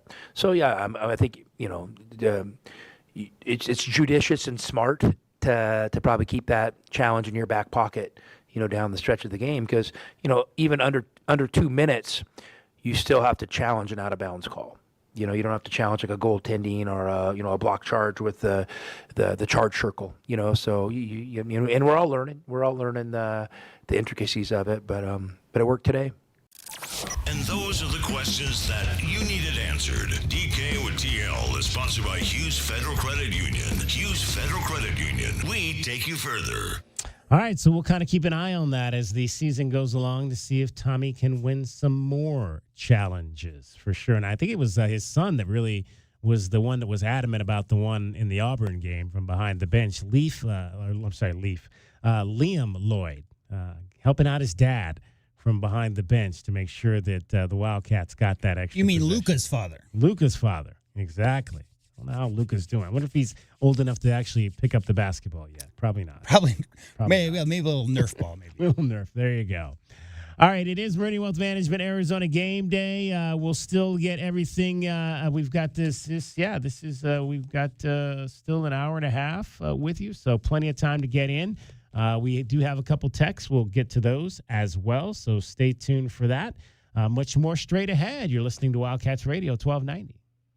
Discover your perfect vehicle at Cactus Auto, Tucson's trusted destination for certified pre-owned cars for over 30 years. They offer a wide range of certified pre-owned vehicles featuring the brands and models you love. Their finance experts are here to provide you with top dollar trade-in offers and help you find the best financing options, regardless of your credit history. With approved credit, enjoy no payments for up to 90 days. Trust Cactus Auto for quality, affordable pre-owned cars, trucks, and SUVs, all backed by incredible savings and a 7-day exchange guarantee. Visit cactusauto.com. Think of waking up with energy, standing tall and feeling free. Think First Chiropractic, good health is to enjoy. First Chiropractic is pleased to announce that Access Health Plans now cover chiropractic care. A referral by your PCP is required. For more information, go to firstchiro.com, the most trusted name in chiropractic care. A proud U of A radio sponsor. First Chiropractic, good health is to enjoy. The garage is more than a place to park your car. It holds prized possessions, and for most, it's a bustling entryway to the home. That's why LiftMaster designed the first ever opener with a built-in wide-angle camera and two-way audio, so you can see what matters and secure what's inside. Ensure your family and prized possessions are secure with a reliable garage door opener that's built to last and powered by MyQ for smartphone control. The team at Kaiser Garage Doors and Gates are your locally owned LiftMaster professionals. Visit kaisergarage.com to learn more. Sean Furrier for Jack Furrier Tire and Auto Care. Our Black Friday week of savings has been extended into December. Right now, every set of tires is on sale and you can stack on manufacturer's rebates for even more savings, up to $180 more. We've also got popular maintenance services at up to 50% off to get you road trip ready for all your holiday travel. Jack Furrier's 14 area locations are ready to help. So call, stop by, or visit us online at jackfurriers.com. Jack Furrier Tire and Auto Care. Since 1960, we're here to get you there. Coach Tommy Lloyd here. Did you spend money on your AC this summer? My friends at Rightway will give you back up to $3,000 for those repairs. That's right. No matter who did the repair, we'll buy it back for up to $3,000 towards the purchase of a new heating and air system. No repair bills this year? No worries. Get 0% interest up to 60 months. 25C tax credits. $3,000 trade-in for your old AC. Plus 10-year parts and labor warranty. Have an aging heating and air system out of warranty? We'll inspect it absolutely free. Call Rightway Heating, Cooling, and Plumbing today. 520-201-8220. Every year, I make it a habit to reflect on the many blessings in my life. This is Natalie Fernandez from Meridian Wealth Management, and we want to take a moment to thank our clients and the Tucson community for the trust you continue to place in us with your financial futures each and every day. As the year nears its end, all of us at Meridian would like to wish you and your families a very happy holiday season with your loved ones. Merry Christmas and Happy Hanukkah to all, and cheers to peace, health, and wealth in 2026. Advisory services provided by Meridian Wealth Management, a registered investment advisor. It's your time to shine. This is Desert Diamond Casino, the spot with Arizona's only hometown sportsbook, the hottest slots and tables, and off-the-charts energy you won't find anywhere else. Here, there's always a fun-filled, action-packed, downright unforgettable night right around the corner. So let your hair down, turn the sparkle all the way up. It's time to live the diamond life. Desert Diamond Casino. An enterprise of the Thana Ogden Nation. At Goldberg and Osborne, we know Arizona. It's where we live. It's where we work. It's where we've fought and won cases for the injured since 1989. Throughout our history, we've approached every case with a single focus: you. And we've got thousands of five-star reviews to prove it. Put us to work for you by calling 1-800-THE-EAGLE today. At Goldberg and Osborne, we know Arizona. It's where we live. It's where we work. It's where we've fought and won cases for the injured since 1989. Throughout our history, we've approached every case with a single focus: you. And we've got thousands of five-star reviews to prove it. Put us to work for you by calling 1-800-THE-EAGLE today. Our Window Depot coverage of U of A basketball continues. This is the Meridian Wealth Management Arizona Game Day pregame show on Wildcats Radio 1290. Now, back to your hosts, David Kelly, the captain Kelvin Yvonne, and J.W. Madden. Deli, he'll drive left. Stop on the wing, looking inside. Bounce it to Awaka, posted up on Compton, into the lane. Lay it up and good. Oh, just a strong move by Tobe Awaka. His first points of the night, and Arizona up by 8. Arizona, Bethune Cookman coming up tonight at McHale Center. 7 o'clock is the tip-off time. Brian Jeffries, Ryan Hansen. Let me make sure I have that right, because I had it Brian Jeffries, Ryan Hansen Saturday, and it was Brian Jeffries and Reggie Geary making the track. It is Brian Jeffries and Ryan Hansen tonight on the call. And we've got, how about this? We've got the team. Let's back up here. because before it was, we've got the team of Matt Muehlbach and Corey Williams back together again. Was that the team earlier in the year? Did they did the game together? Yes. Matt Muehlbach and Corey Williams. Matt Muehlbach on the play-by-play tonight. Corey Williams on the analyst. That should be fun to hear those two guys. I may just stay here and watch the game on TV. I was debating whether I was going down tonight or not. Let's get Richard Jefferson. We'll get like Steve Kerr in the analyst chair. Sean Elliott. Sean Elliott's an analyst. Yeah. Throw Kelvin in there too. I mean, we could just have 6 guys just talking Arizona Wildcats basketball. This would be a perfect game for that too, because they're gonna win by. Well, are they going to win by 38.5? We'll find out when we get to our Beat the Book segment coming up a little bit later. Arizona women's basketball lost, unfortunately, today in their Big 12 opener to Utah. Let's give you some of the highlights of that game. 59-49, Utah's lead back out to 10. Pass inside to Francois. She goes up and somehow gets that in. Still just an 8-point game.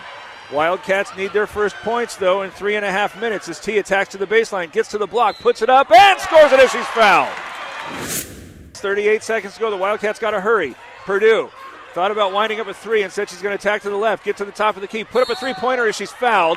So she'll go shoot 3 free throws with her team trailing 7, 31 seconds left. Welch joins her, sets a screen. Mickey navigating through traffic, gets that open 3, is on the way and down. An ICCU charity 3 makes it a 1-point game. Troll's got to avoid an offensive foul. She's going to set up on the right block. Ball's inbounded on the baseline's right side. Evans trying to deny as she's trying to cut her off at the interior. Get this one to her, puts it up underneath, and it's underneath the basket, no good. Wildcats battle back and will fall 63-62. Yeah, that's probably one of those in terms of that inbound pass. You probably got to get it to a Chol Magat high versus low. They got it to her low, and then she's got to come up between 3 defenders to try to get a shot off, and that's just with 1.3 seconds to go. There's just not enough time for that. If you get it potentially to her high, she's got a chance just to catch and shoot.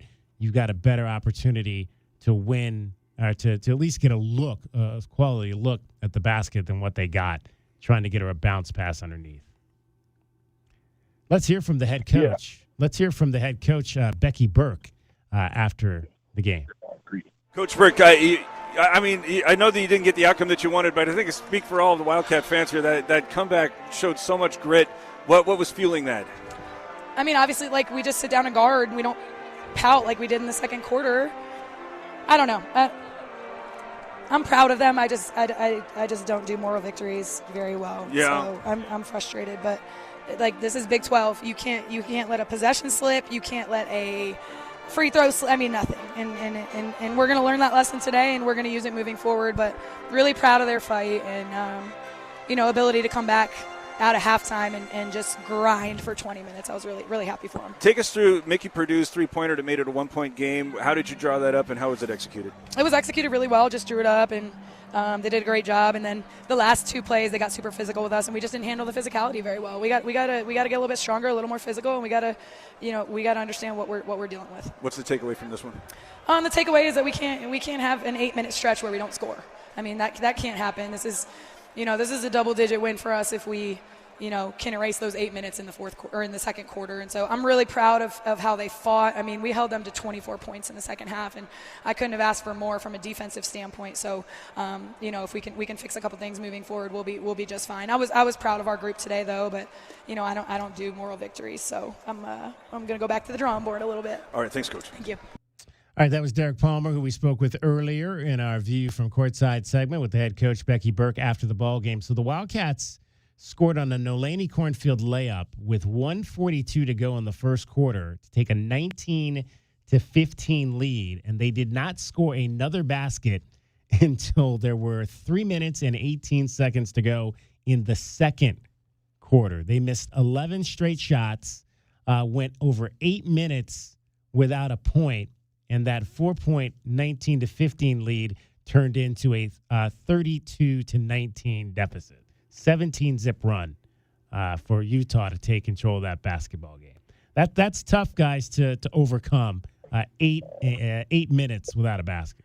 Yeah, they had another big spell in the fourth, which is about 4 minutes. But that was both teams. Both teams did not score for 4 minutes from the 5:12 mark down until like 2 minutes left in the game.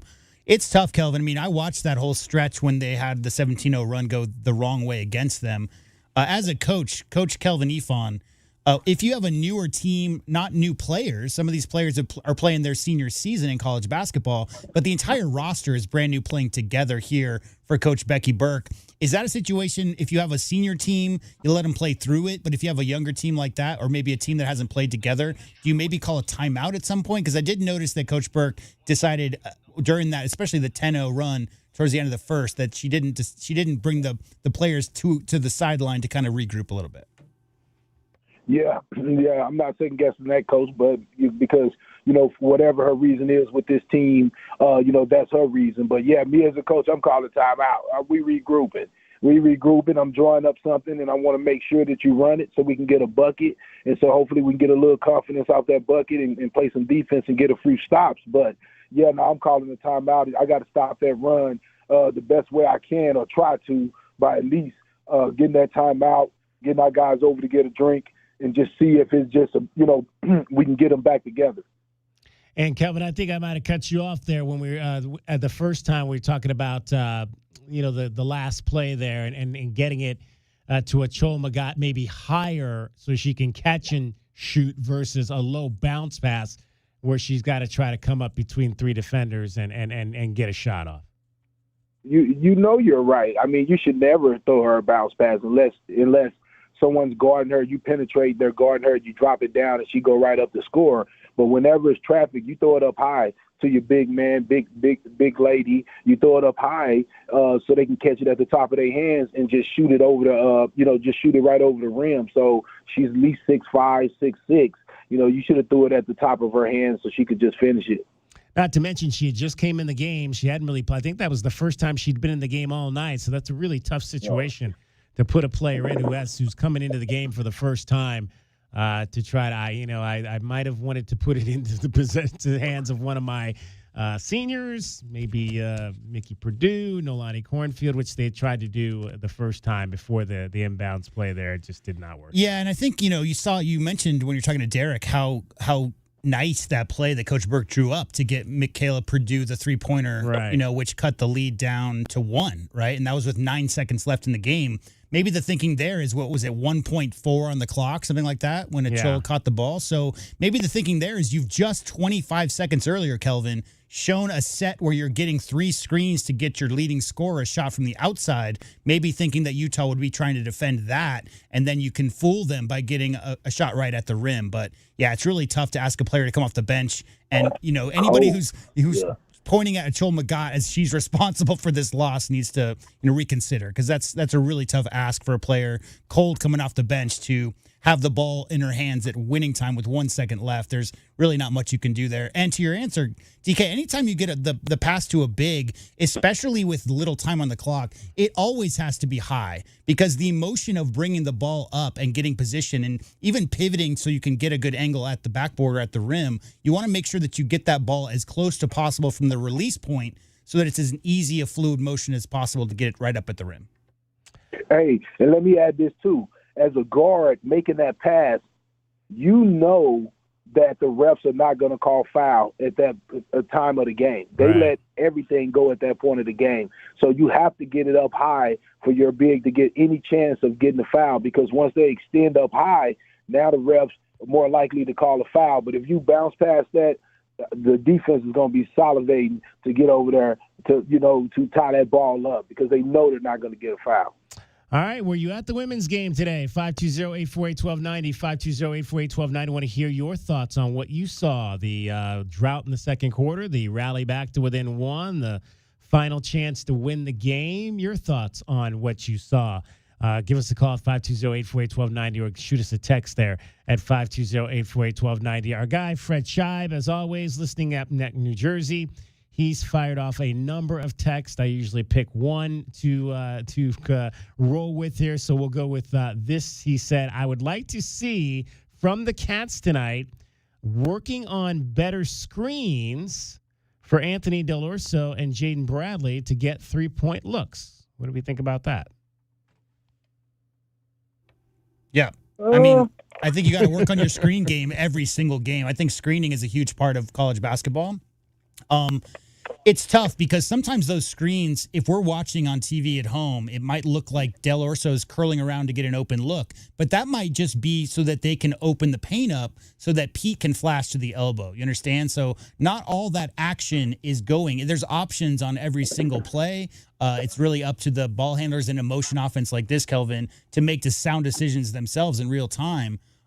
Any screen you can get open looks for the outside shooters with green lights that Mr. Scheib just mentioned there, the better, because this is a team that's going to be inside out all year. They're going to dominate the paint. And how do you defend a team like that? Well, you put all your defenders in the paint and try to prevent paint touches and paint passes. You spread that back out by making outside shots. So, yeah, any perimeter screens that get open looks for shooters is always a good thing. Always work on your screen game.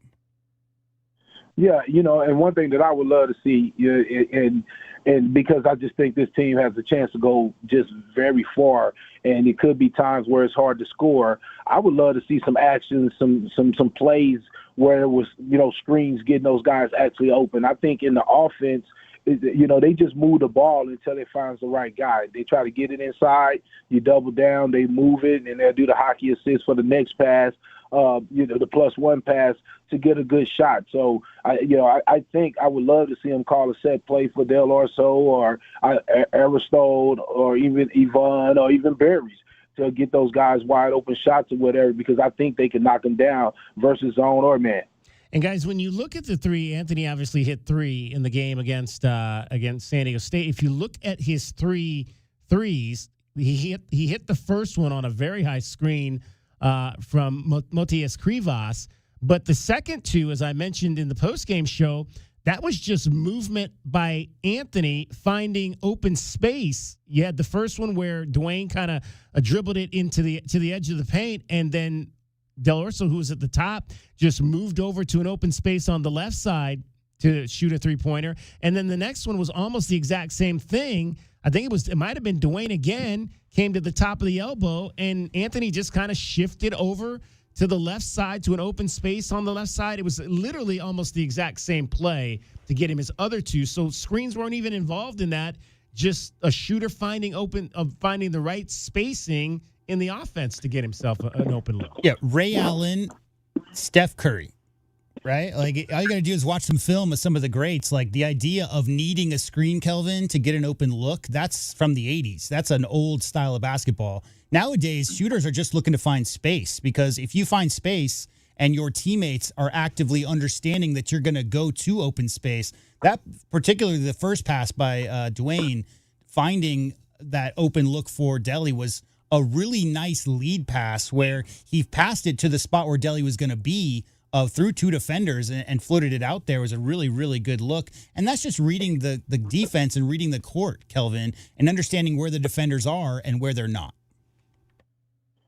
Yeah, I agree. A lot of this offense is that just like I said, moving the ball, getting to the open guy, and the open guy being aggressive and taking that shot, just depending on at what point in the game where those guys want to pick their spots to take those shots.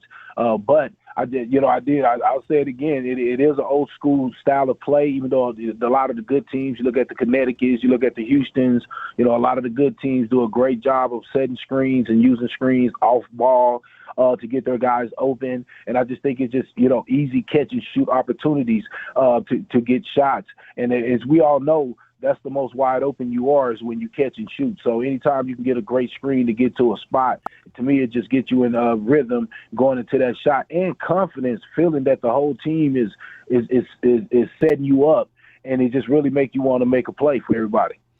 Meridian Wealth Management, Arizona Game Day, 520-848-1290 is the number if you want to get in on the conversation. Arizona men's basketball coming up. Arizona women's basketball falls by 1 in their Big 12 opener.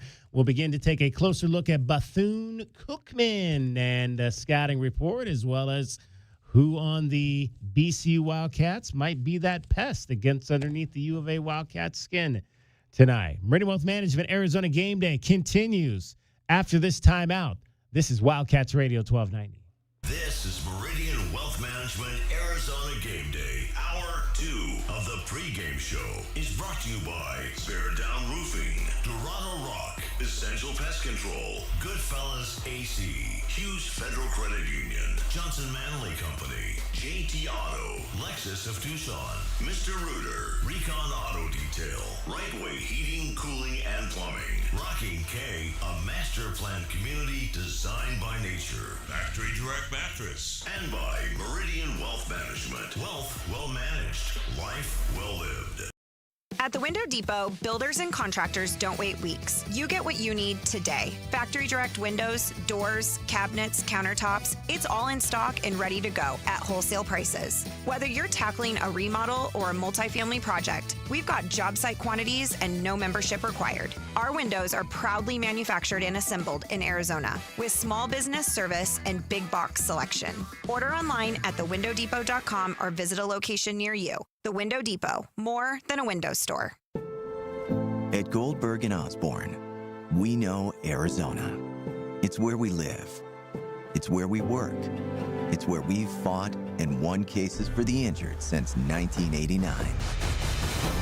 Throughout our history, we've approached every case with a single focus: you.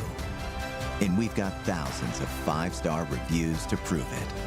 Put us to work for you by calling 1-800-THE-EAGLE today. It's your time to shine. This is Desert Diamond Casino, the spot with Arizona's only hometown sportsbook, the hottest slots and tables, and off-the-charts energy you won't find anywhere else. Here, there's always a fun-filled, action-packed, downright unforgettable night right around the corner. So let your hair down, turn the sparkle all the way up. It's time to live the diamond life. Desert Diamond Casino. An enterprise of the Thana Ogden Nation. Ready to score a new vehicle? Whether you are looking for a new car, truck, or electric vehicle, at Royal Kia, we know exactly what you want. A quality vehicle at a great price and to be treated fairly. We stand by our transparent online pricing, offer a 72-hour buyback guarantee, and you work with our no-pressure, non-commissioned sales staff. Royal Kia, the dealership that's different. OAC plus tax, title, license, dealer installed options, and $589 doc fee. Royal Kia, Speedway in Columbus, or royalkia.com. Back your hometown favorite. Get your very own exclusive University of Arizona debit card from Hughes Federal Credit Union. Pair your new card with a free checking account that earns dividends with no monthly fees, no minimum balance, and convenient 24/7 online and mobile banking. Visit one of our 7 convenient branch locations to get your card instantly or open an account online at hughesfcu.org/wildcats. Show your Wildcat spirit all year long with Hughes Federal Credit Union. Certain restrictions apply. Insured by NCUA. The cold Arizona nights are here. Is your furnace ready? For just $59, Rightway is offering a complete system tune-up, ensuring your furnace runs efficiently to keep your home comfortable all season long. Routine maintenance is key to avoiding costly breakdowns. And with over 11,000 5-star Google reviews, you can trust Rightway to get the job done right. Plus, we'll include a free carbon monoxide test for your peace of mind. Call Rightway today at 520-640-2665 or visit us at rightwayac.com for your $59 complete system tune-up. Experiencing the natural wonders comes easy at Rocking K. Nestled at the base of the Rincon Mountain foothills, enjoy stunning mountain views up close every day. 6 model homes are now open to tour at Del Webb at Rocking K. Here, life is about more than just beautiful homes. It's about the experiences waiting outside your front door at this new 55-plus active adult neighborhood. LiveRockingK.com. Designed by nature. Proud U of A radio broadcast sponsor. Every day is a balancing act, with work, family, goals, all asking for more. It helps to have tools that meet you at every step and a team that will always be by your side. We're ICCU. We're a credit union that has been helping members achieve financial success since 1940. In fact, we put members' success first, one by one, year after year, for 85 years and counting. Now, we're here for you, Tucson. Join us, ICCU. Wildcat Nation, are you ready? Bradley down into the lane, lay it up and good. Rodriguez, turnaround jump hook is good. Del Orso springs a three out there and drains it. Milwaukee takes away the rebound and slams it home. It's a man's game. Bear down, Cass. Our Window Depot coverage of University of Arizona basketball continues with Meridian Wealth Management Arizona Game Day. The pregame show is brought to you by Meridian Wealth Management. Wealth well managed, life well lived. We are counting down to tip off for Arizona Wildcats basketball. This is Wildcats Radio, 1290. Aristode, pump fake the three, gets into the lane, kick it out. Del Orso, left wing three is up and good. Deli with his second Lexus of Tucson Charity three. JB around it, stops right elbow. Wave it off for Aristode. Skip pass, Del Orso, three ball up and good. Deli's got it going now. Let's take a look at the Right Way Rundown and see what's coming up on our pregame show. Brought to you by Right Way Heating, Cooling, and Plumbing. Doing things the right way. I swear that was just the same play. They ran it 2 times in a row to get Deli those 2 open looks. That was a part of that run that took San Diego State out of the ball game the other night up in Phoenix. Final hour of our show. Before we hand you off to Brian Jeffries and Ryan Hansen tonight, we've got our scouting report coming up of the Bethune Cookman Wildcats. That's brought to you by Jack Freyer Tire and Auto Care. And after we finish that, we'll find out who we like as potentially the BCU Wildcats that could get underneath the U of A Wildcats skin tonight. Your scouting report is presented by your Pest of the Game is presented by Essential Pest Control. Can we beat the book tonight? I beat the book twice on Saturday night. Can I do it again, or will it be J-Dub or Kelvin tonight? Arizona, 38.5-point favorite over Bethune Cookman. You're over under 154.5. Keys to the game brought to you by Royal Automotive is straight ahead, as well as your starting lineups presented by Rocking K. All right. Bethune Cookman enters at 3-8 on the season, but I mentioned they have played a pretty decent schedule to start this year. They have losses on the road to Auburn in overtime, Miami of Florida, Dayton, Indiana, Missouri, and St. Louis. And they are going to finish this road swing up tonight here in Tucson, and then they'll play next Monday night at another Big 12 school in Stillwater against Oklahoma State. All right, let's take a look at some of the guys that they've got on this roster. One guy might be familiar, Arterio Morris. He is a transfer from the University of Texas. Let's hear from Arterio on what he has hoped to add to this Bethune-Cookman lineup. I say I'm an all-around player, just I can help win, I can help defend, I can help, rebound. So just being here helps me kind of just dominate on all levels. That's the best thing. I feel already at home. So when I got here, I got adapted quick. My teammates that came, checked on me, helped me move in. So just being here already, it's amazing. Time now for a look at today's Wildcat opponent. The Scouting Report is brought to you by Jack Furrier Tire and Auto Care. Jack Furrier, since 1960, here to get you there. Arterio Morris out of Kelvin's hometown of Dallas, Texas. Again, started his career with the Longhorns back in 22-23. Did not play in 23-24. And then resurfaced at South Plains, JC. Is that in Texas too? Kelvin, I have no idea. Oh, yes, sir. Yes, sir. Right in West Texas. All right, South Plains, and now with Bethune-Cookman. So we'll see if this is a young man potentially that ends up on that list of young men who could be a pest tonight. Arterio Morris. Or maybe, just maybe, it'll be Jordan Johnson, a transfer from Southern. I'm a shooter, so I space the floor out for guys like Doc and Kobe that can get to the rim. So, I feel like I could play with anybody. So, Jordan Johnson is obviously a young man that could potentially be that guy. And, again, this is a good squad. They are the preseason number 1 in the Mid-Eastern Athletic Conference, and a team to be reckoned with for sure. Jordan Johnson on the season is the 4th leading scorer right now for this team. He's averaging just 7 points a game. but he grabs 2 rebounds as well. Arturo Morris, second leading scorer at 12 points and 5 rebounds per ball game. Jacoby, you heard him mention there, Jacoby Heedy has started 10 games this season. He's the leading scorer, 16 points and 5 rebounds on the game. So, again, this is a team that any team that potentially could be playing in March, guys, is a team that might be dangerous tonight for Arizona. Yeah, that's the reason why our coach scheduled these type of games. Coach Theus scheduled these type of games because he want to give his kids a chance to see how it is to go up against these big name teams in these big name atmospheres. A lot of these guys dream of going to these schools. A lot of these guys were at schools like this, like Arturo Morris, a kid I know from Dallas, watched him play all through high school at Dallas Kimball High School, won a state championship, very athletic kid. So he could be a problem, but it's a lot of those type of kids on that team. And so they're still having time to gel because a lot of these kids transferred in, not guys that have played a lot of years together. So you got to always watch out because you never know when they're going to come together.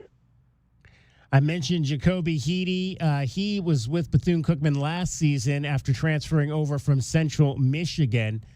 He is, again, the team's leading scorer and has been so for 2 straight years and shoots 50% from the field and shoots 47% from three-point range. So that'll be interesting to kind of keep an eye on him tonight as the Wildcats and Bethune-Cookman get ready to square off here at McHale Also, Center. keep in mind that Dr. Bradley, who's a transfer out of UAPB, he averaged 20 points a game last year, and he was on the all-conference preseason all-conference team after not playing a single game, and he hasn't suited up at all. And I read somewhere, guys, that there was some transfer issues and that maybe that they weren't going to allow him to play, but he hasn't suited up yet. 20-point scorer from last year as well. They could really use him on the court.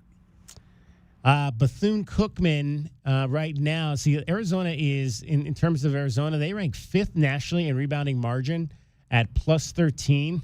Bethune-Cookman is 350th at minus 6. So to say Arizona might have an advantage on the boards tonight is a little bit of an understatement. Yeah, I mean, sometimes when you see a team like Bethune-Cookman come in, and I might not, Kelvin, know a name or two. I might know some guys who have transferred. I mean, obviously your boy from Dallas, I've heard that name before.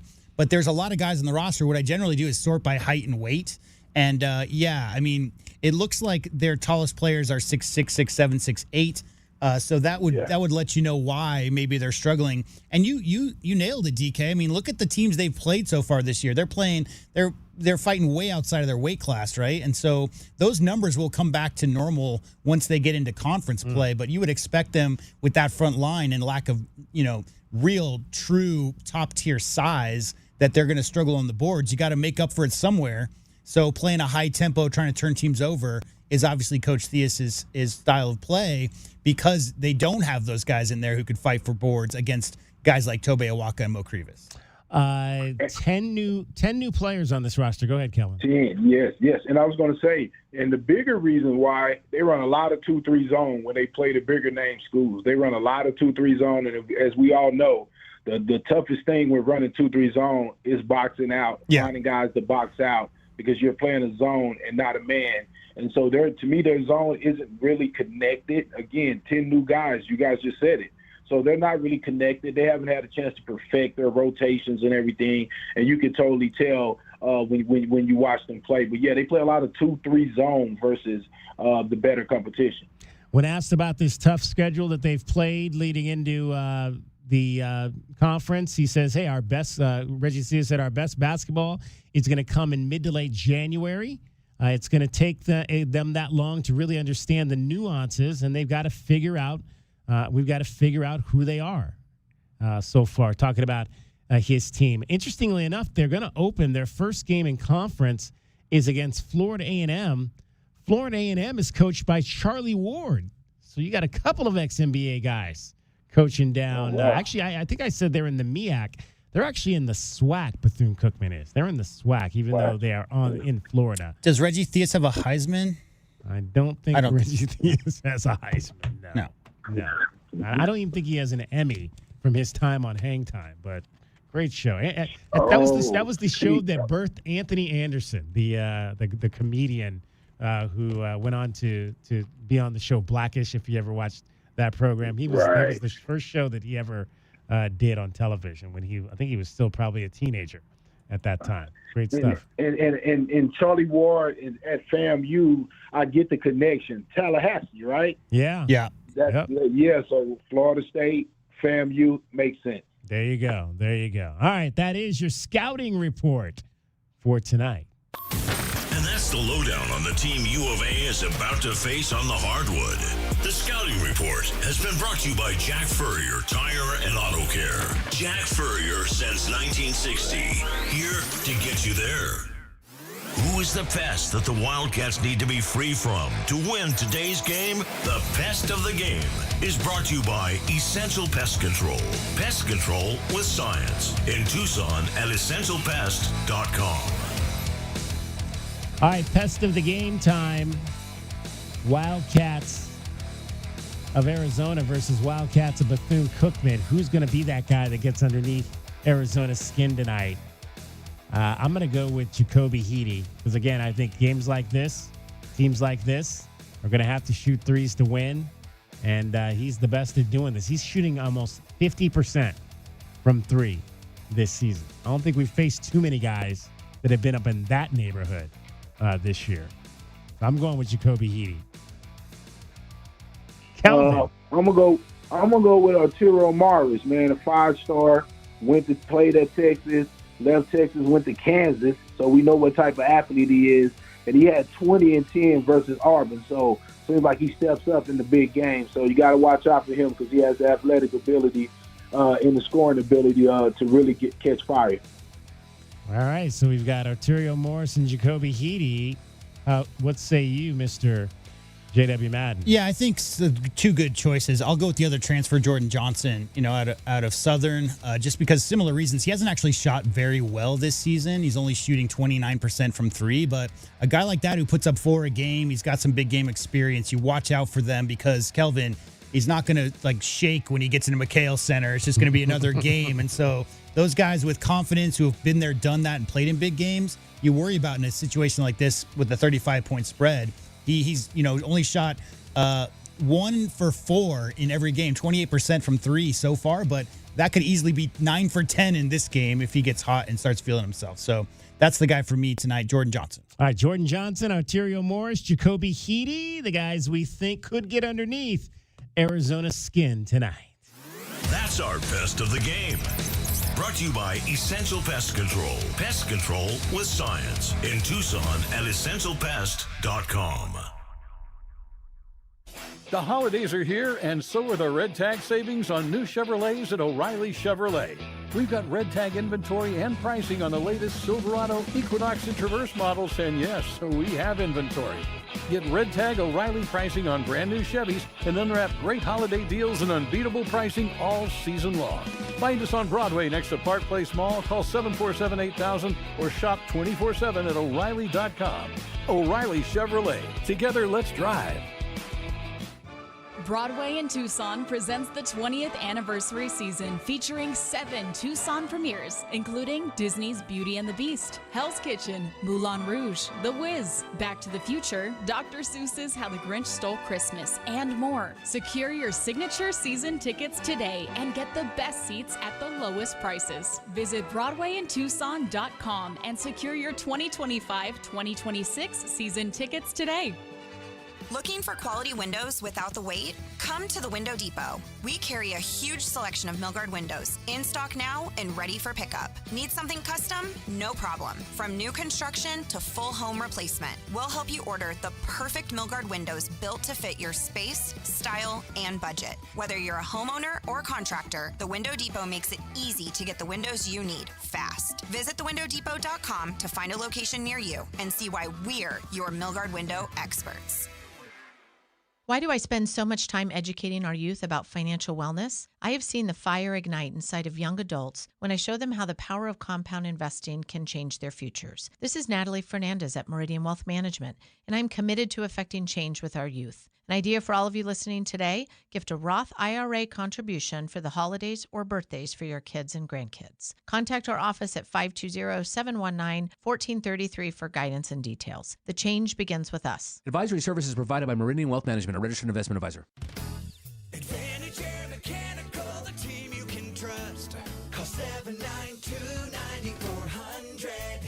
When it comes to the comfort and indoor air quality of your home and office, Advantage Air Mechanical has you covered. Breathing healthy air and having reliable air conditioning is important. If you or someone you know is in need of air conditioning services or a new system installation, we are here to help. Advantage Air Mechanical, 792-9400. AZROC 214570. Think of waking up with energy, standing tall and feeling free. Think First Chiropractic, good health is to enjoy. For over 30 years, Tucson has been putting its trust in First Chiropractic for auto and on-the-job injuries. They're locally owned and a proud sponsor of the U of A radio broadcast. So if you've been injured, make the right choice first. First Chiropractic, good health is to enjoy. Get your backyard summer ready with a custom pool from First Choice Pools. A backyard oasis built around you. First Choice is a full-service builder of beautiful in-ground pools and backyard designs for years of staycations. If you want to dive in this summer, now is the time to visit TucsonPoolBuilder.com. First Choice Pools for installs, renovation, remodeling, and repair. Get started today at TucsonPoolBuilder.com. Ask about our 60-day pool. To be summer ready, First Choice is the only choice. Did you know collecting sports cards is one of the fastest growing hobbies around? Whether you're looking to start or expand your collection, Showtime Cards is your ultimate destination. As one of the leading card shops in the country, they've been serving our community for over 25 years with the best in sports cards and trading card games. From rare finds to the latest releases, Showtime Cards has it all. Check them out at ShowtimeCards.com or visit them today at 5801 East Speedway. And discover why collectors everywhere trust Showtime Cards for their passion. Our Window Depot coverage of U of A basketball continues. This is the Meridian Wealth Management Arizona Gameday pregame show on Wildcats Radio 1290. Now, back to your hosts, David Kelly, the captain Kelvin Yvonne, and J.W. Madden. Burries will bounce it to Pete. Posted up right of the lane, 5 to shoot. Out top, Burries, open look at the three, high off the back of the rim. Awaka, another rebound. Awaka slams it home with authority. Tobe Awaka has been excellent this second half on the boards, able to finish with a big two-hand slam. Tobe Awaka leads the country in offensive and defensive rebound percentage, according to KenPom.com. He's the only player in the country we mentioned to have 4 games with 15 or more plus boards. He has been a beast. I mean, I said after the game, I've never seen a guy take control of a game rebounding the basketball like Tobe Awaka did Saturday night. It was an absolutely fun thing to watch. Again, Tommy Lloyd has coached a lot of guys in his life, not as a head coach, but as a coach, longtime assistant at Gonzaga. And he was asked after the game who he's coached that most reminds him, or Tobe Awaka most reminds him of. I mean, to be honest with you, the only guy I could compare him with just how he impacts the game with effort and toughness is Domas Sabonis. I mean, you know what I mean? That guy's an NBA All-Star. You know, I think, you know, I know Tobe's put himself on people's radars, just the force he's playing with and how much better he's gotten. It's crazy impressive. And you know what? I'm going to give credit to Big Mo, too. You know, Big Mo, he was always kind of an offensive-minded player. And, you know, we're trying to, we really, off-season project was kind of trying to rewire him. And he takes one shot today, you know, because they were double-teaming. He had a couple turnovers I'm sure he's not happy about. But he has, 13 rebounds, and he impacts the game defensively, and he draws 5 fouls. I mean, he's a really good player. So those two, the combination of those two, man, I'm telling you what, it's pretty powerful to have on your side. Domo Sabonis, known by his full name, Domantas Sabonis. That's a pretty nice comparison, considering that when he's not hurt, which he is now, unfortunately, for the Sacramento Kings, he leads the NBA in rebounding. I know him as Arvydas' son, but 3-time defending rebounding champion. This is not sometimes, DK. The last 3 consecutive seasons, Domantas Sabonis has led. It's not Nikola Jokic. It's not Giannis Antetokounmpo. It's Domantas Sabonis who's led the NBA in rebounding for 3 consecutive years. So that's a good for Tobe. That's a good comp if you're going to pick somebody. And obviously, one of the best bigs that played up there in Spokane for the Zags while Tommy was there. Yeah, man, and that's a name right there, man. And if Tobe was 6'9", I mean, he would be considered, a first-round draft pick with that ability he has, because, a lot of people don't understand that skill of rebounding, that skill of hustling, that's a skill that they pay a lot of money for in the NBA, if you have the right specs. And Toby, after the game, asked if he even knows that he's the number 1 player in the country in offensive and defense rebound percentage. No, I didn't know that.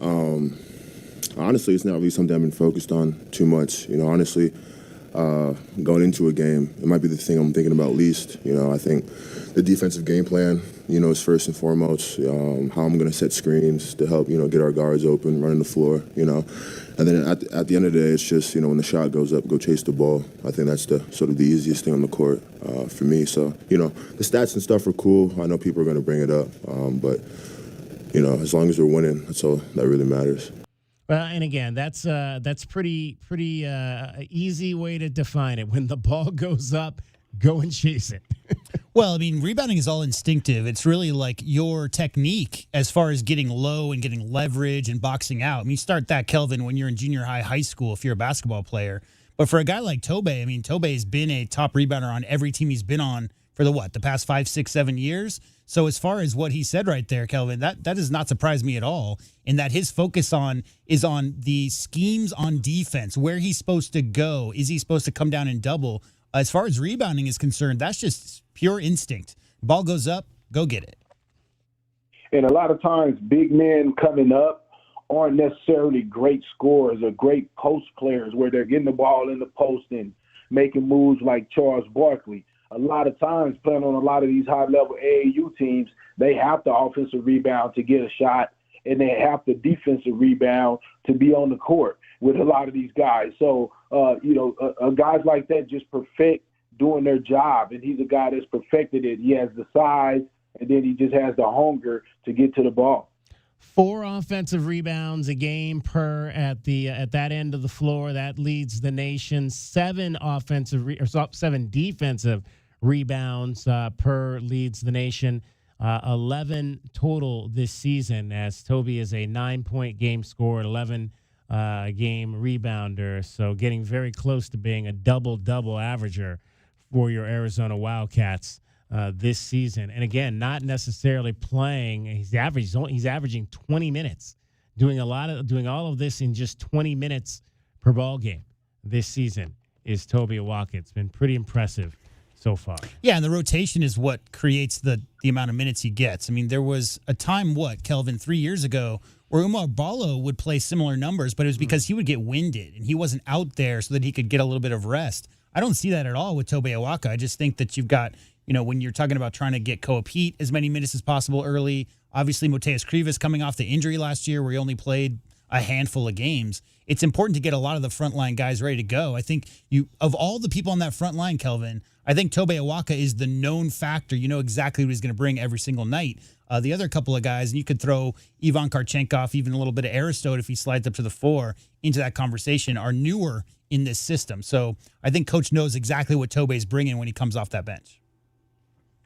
Yeah, and I think Tobe also knows he's only getting 20 minutes, so he can be ultra aggressive and ultra physical and really test the ref side and see, how far they're going to let him go. So that's an advantage of coming off the bench. You get a chance to see where you can interject yourself, but at the same time, he doesn't have to worry about really his foul count because having Cole Pete right there and Yvonne that also can play down there, and of course having the big man Creevers there, he don't really have to worry about foul trouble much. Yeah, only one. Well, he was in foul trouble in Florida in the first couple of games, but since then, only one game versus Auburn that he was in any kind of foul trouble with the 4. All right, let's find out if we can beat the book tonight. Tucson, it's time to beat the book. Will the Cats beat the spread? It's time to look at the numbers and find out how you should bet the book so you can beat the book. Bet the Book is sponsored by Casino del Sol. Casino del Sol, home of award-winning dining, gaming, resorts, and golf. All right, the standings. David Kelly, Kelvin Ifan, 13-9. J-Dub, 12-10 through 22 picks. 11 games, 2 picks a game. Your U-High math is correct. That's 22, 11 times 2. Arizona, minus 38.5. I will go first today on that, and I am going to take that tonight. I think Arizona wins this game big. I would not be surprised if they win by, well, if you're 38.5 point favorite, I'm taking that. They're going to win by probably 40. I would think that will happen tonight at McHale Center. J.W. Madden. Sorry. Yeah. Yeah, no, I mean, I think the big thing to me is the slow start last time out. And I think what they've been working on yesterday's practice and just talking about behind the scenes is let's come out a little bit more with a better purpose and focus on the game plan. So I expect them to come out a lot stronger than they did versus the Aztecs. And if and when that happens, I just think the physicality and the skill level difference, they lost their last game as well by 60 points, right? Did Bethune Cookman? For as many games as they've been in, I just think Arizona's motivated. So, yeah, I think they win by about 40 as well. Yeah, I wanted to say that Bethune could keep it within 36, man, but I looked at a couple of those last few losses, man, and I just can't. I can't. No faith in Reggie Theus's squad. All right. 154.5. I mean, obviously that game the other night came in under, which was a little bit surprising. I think it comes in over because I think Wildcats will get 100, and I definitely think that Bethune Cookman gets 60 at least. So Are the same people that wired up the Nets in Phoenix coming down to Tucson and McHale? Because if not, it's going to be way over that. Way over. Way over. All right, so I've got the over. J-Dub's got the over. What say you, Calvin? Under. Under, okay. I'm going under. All right. Yeah, I think the Wildcats will be around 90, 95, and I think they'll be around 58. Okay, there we go. Kelvin's going to be different today. That way, you got to be different to make a move in this thing. So DK and J-Dub take the over. Kelvin takes the under. Everybody's laying 38.5 and taking Arizona tonight. We'll find out who beats the book. That is how you bet the book so you can beat the book. Bet the Book is sponsored by Casino del Sol. Casino del Sol, home of award-winning dining, gaming, resorts, and golf. KCUB Tucson, a Cumulus media station. Wildcats Radio 1290 studios are brought to you by ICCU at ICCU.com.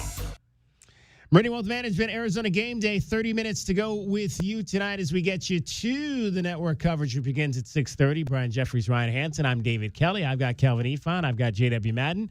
And we've still got some show for you. So we were talking just about the shooting that took place in Phoenix against San Diego State. It was not necessarily pretty for either team. The two teams combined to shoot 32% on the game on Saturday night. Let's first hear from Dwayne Aristode on the Wildcats' troubles behind the arc early in the game when they missed their first 9 before Anthony Delorso hit one late in the first half. No, I think we just had to, just stay confident and knock the shot down. I think, we're a good three-point shooting team. I don't think that's nothing to do with that. But, some days, we might not hit three-pointers. But, second half, we find our way, So, yeah.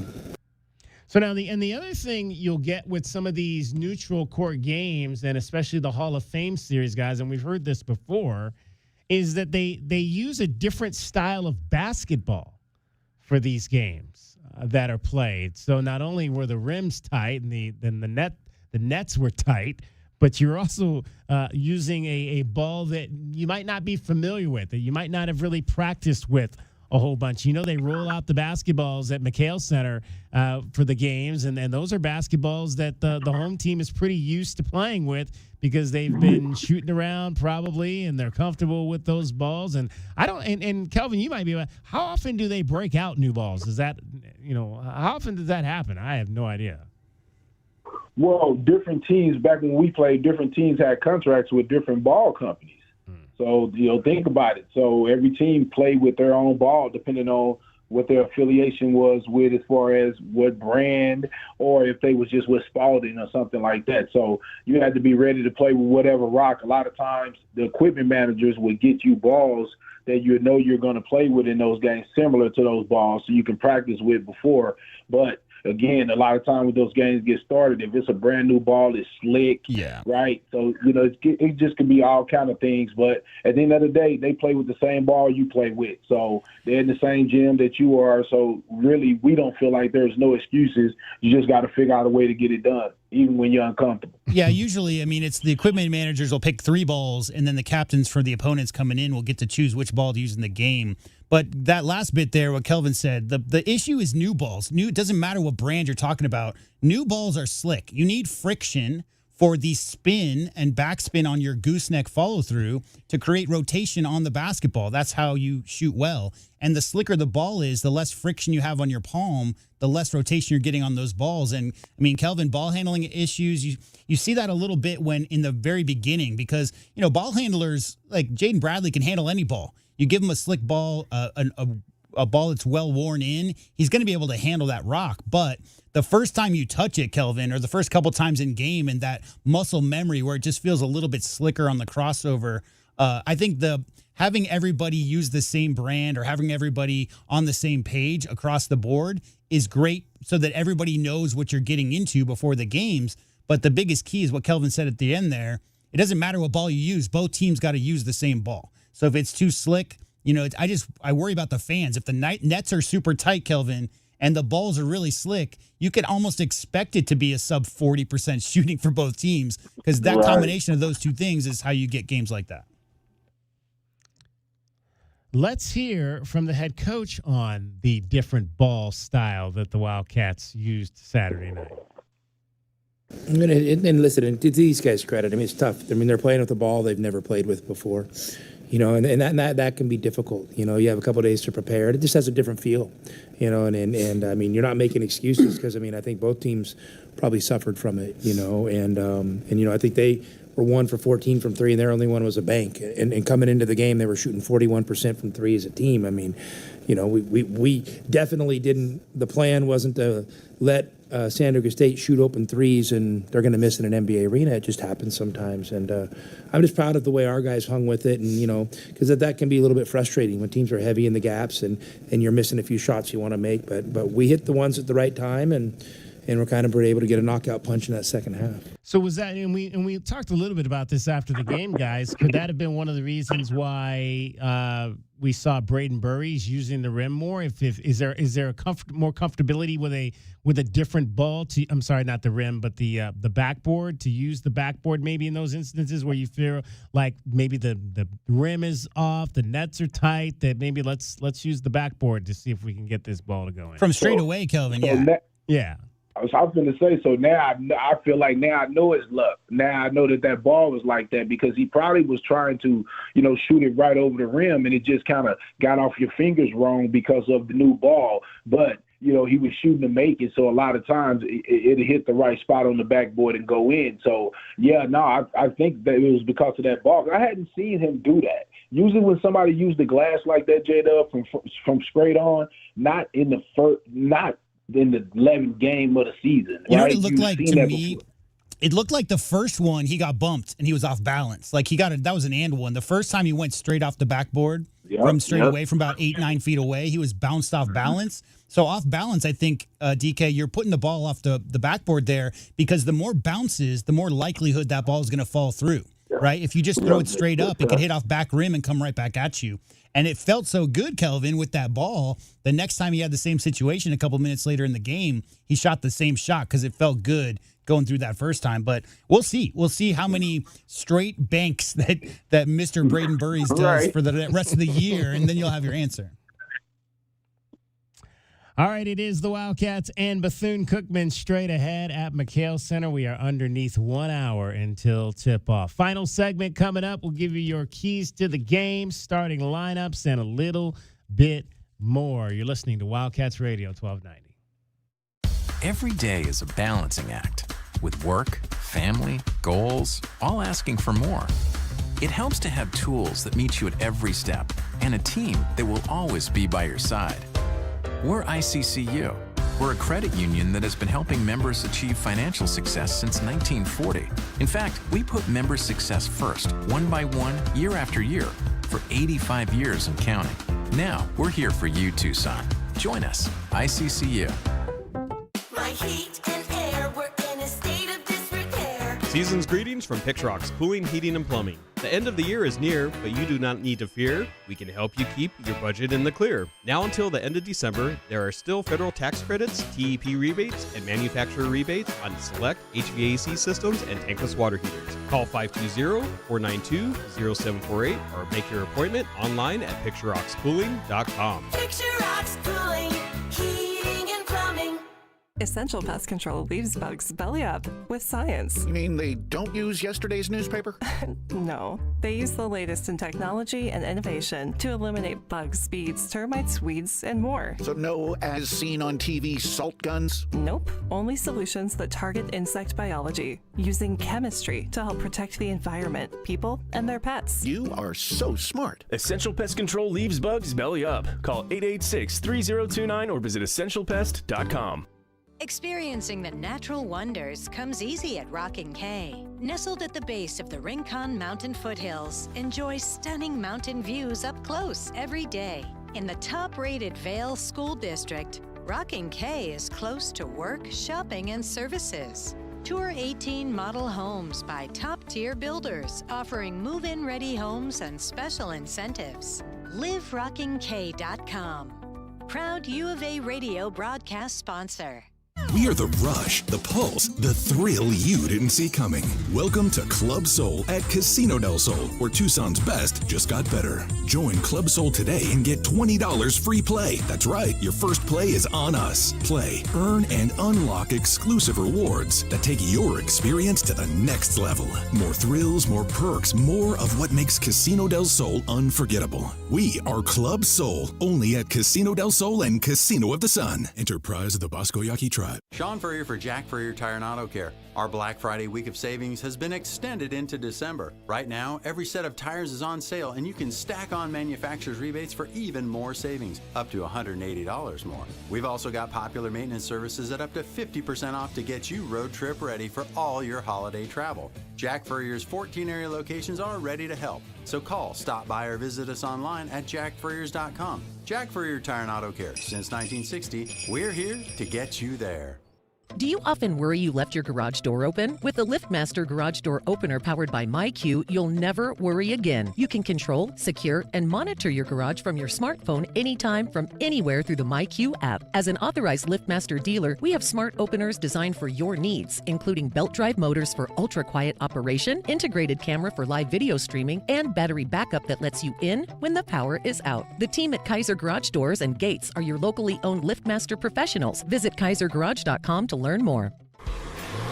Hold up. That wasn't Santa's sleigh. That was a Blazer EV flying off the lot at the Red Tag event at O'Reilly Chevrolet.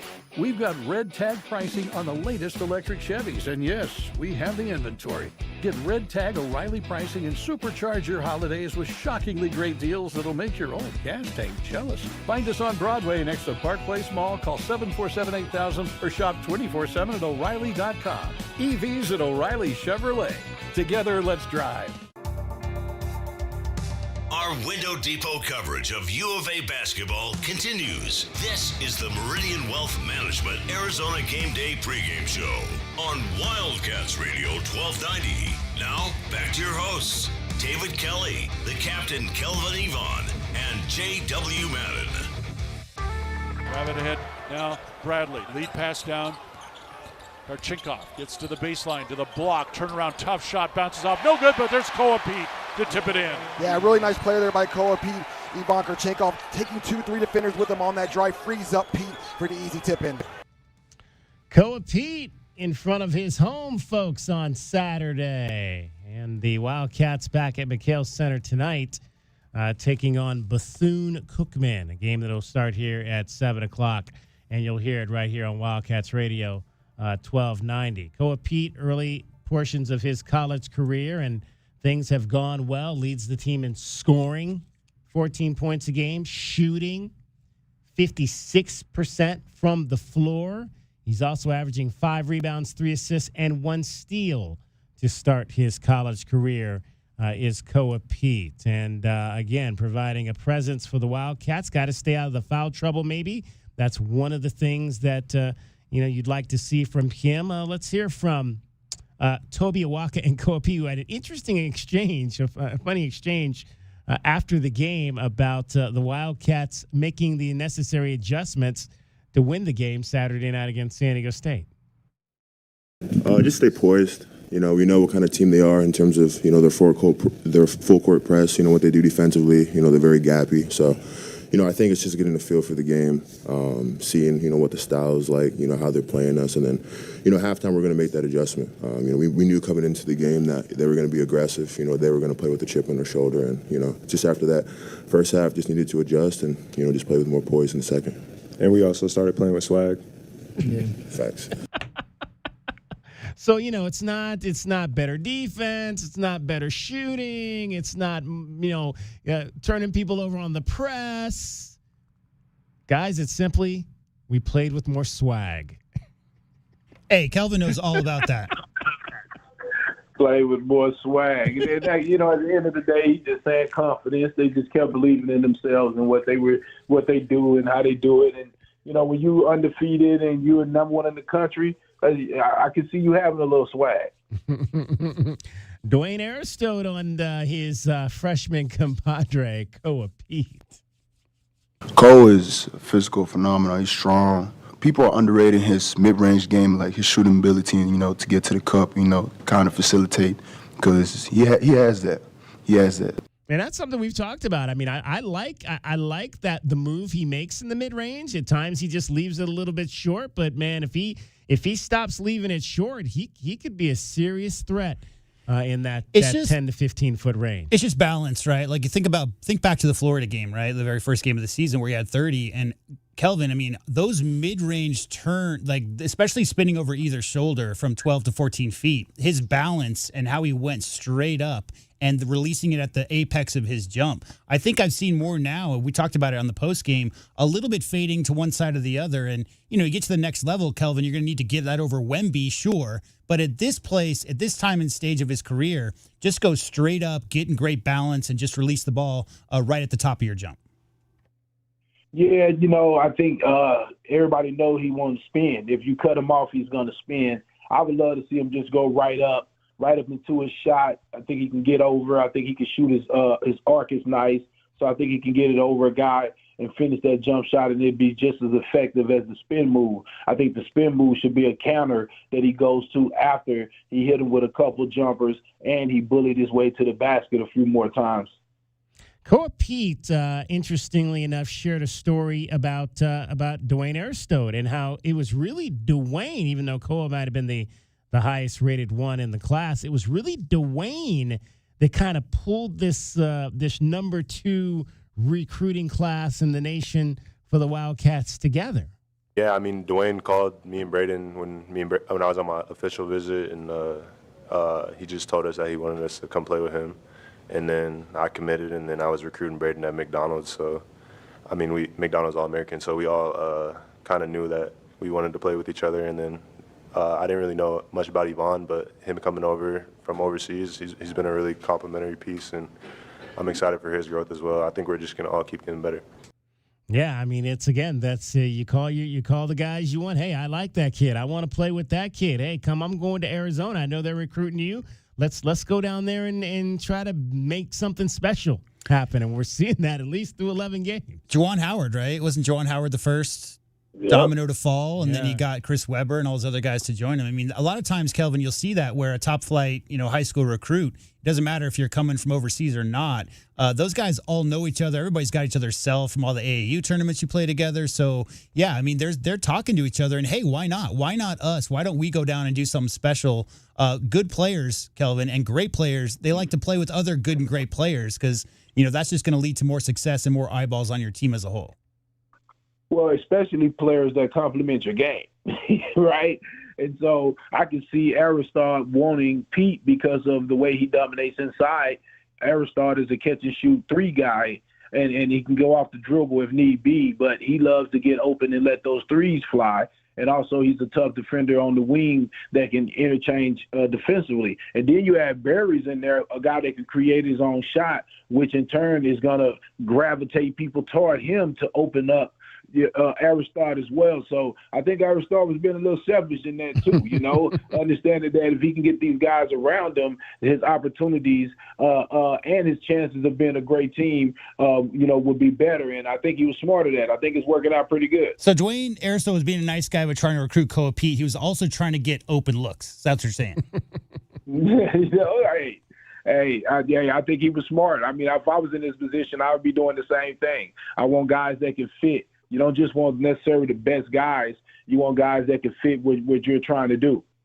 Koa Pete earlier this season put himself on a special list the night he had 16 points and 12 rebounds, not to mention 2 block shots against UConn, a game the Wildcats won. Only 4 other freshmen had ever done that, 16 and 12 in a matchup against a top 5 opponent. Their names are Zion Williamson, NBA, Kevin Love, NBA, Greg Oden, NBA, and Omari Spellman. Did he play in the league? Did he get to the league, Omari Spellman? I don't recall if he got to the league or not. And will Koa Pete get to the league? That remains to be seen. Yes. He did. Will he? You said will he? Yes, he will. Oh, he will. Yeah, he will. Absolutely. He will. All right, let's give you your let's find out what the Wildcats need to do to win this game tonight. Wildcats fans, what are the big keys for today's game? Our keys to the game are brought to you by Royal Automotive Group. Royal Automotive Group, the dealership that is different. Yeah, Omari did play 95 games in the league over 2 seasons with Atlanta and Golden State. So there you go. He was on Golden State 1920. So the pandemic year, Golden State Warriors. Keys to the game right now. We'll start with J.W. Madden tonight. First and foremost, I'd just like to see him get off to a quick start after that last game up in Phoenix versus the Aztecs. A little bit of a slow out the gate type of thing. Got down by 8-9 points, had to come back. So definitely, listen to the coaching staffs come out with a renewed purpose at the tip and get off to a hot start, get them down a little bit early. I like to see efficiency in games like this. It's tough because you're playing a team that you're favored by 35 points. So really tough sometimes for the guys to play up to the level of competition, down to the level of competition. Just be efficient. So what that means to me tonight is 25 or more assists, 12 or less turnovers. Don't throw the ball all over the court.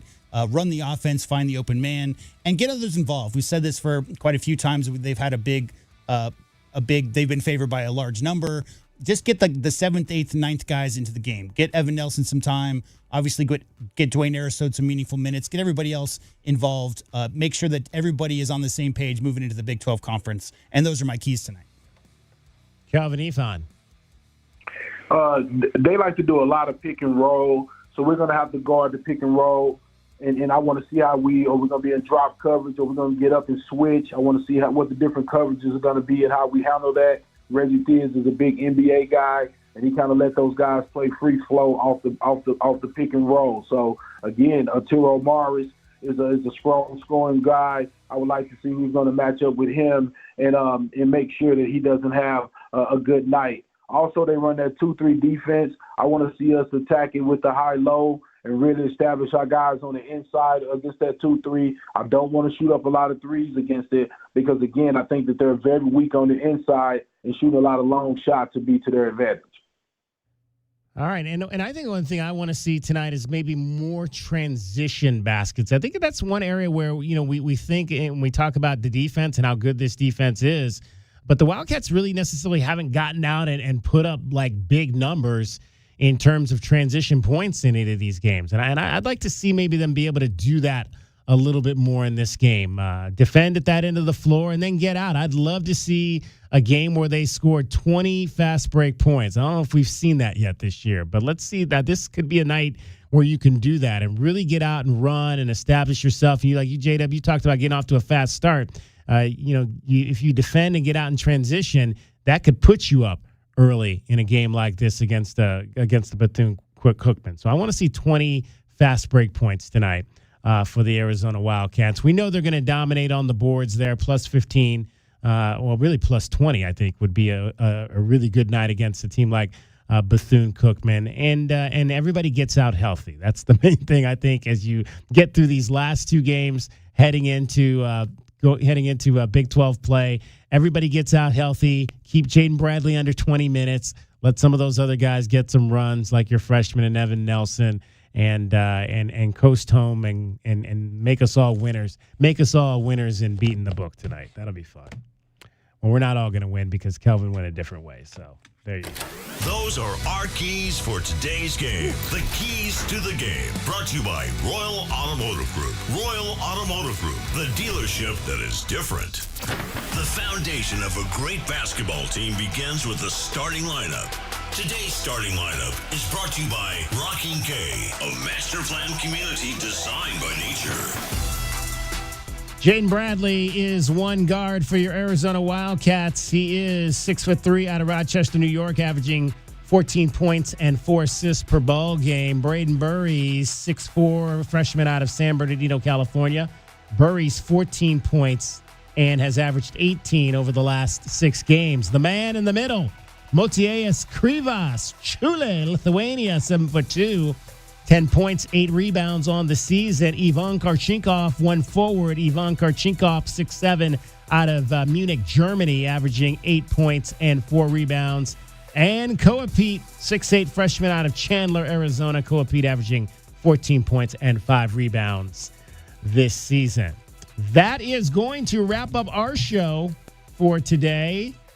Thanks to Kelvin Ifan. Thanks to J.W. Madden. Coming up next, number 1 Arizona Wildcats versus the Bethune Cookman Wildcats. Ryan Jeffries and Ryan Hansen will have the call. We'll talk to you after the game with the postgame show. Bear down, Arizona. There's never a good time for plumbing issues. No. Honey, my parents are here. Oh, man. Don't worry. With Drain Masters in Tucson, not only do you get local, professional, full-service plumbing with 24/7 scheduled or emergency service, you get a lifetime transferable warranty on all house water repiping. So this... They brought my aunts and uncles, too. ...is gonna be fine. Drain Masters, we do it all. And now offering financing. Solid service, fair price, guaranteed. DrainMastersTucson.com. There's only one place to catch Brian Jeffries, the voice of your Arizona Wildcats. Previous turnaround jump hook is good. Gawaka takes away the rebound and slams it home. It's a man's game. We are Wildcats Radio 1290. This is Desert Diamond Casino, the spot with Arizona's only hometown sportsbook, the hottest slots and tables, and off-the-charts energy you won't find anywhere else.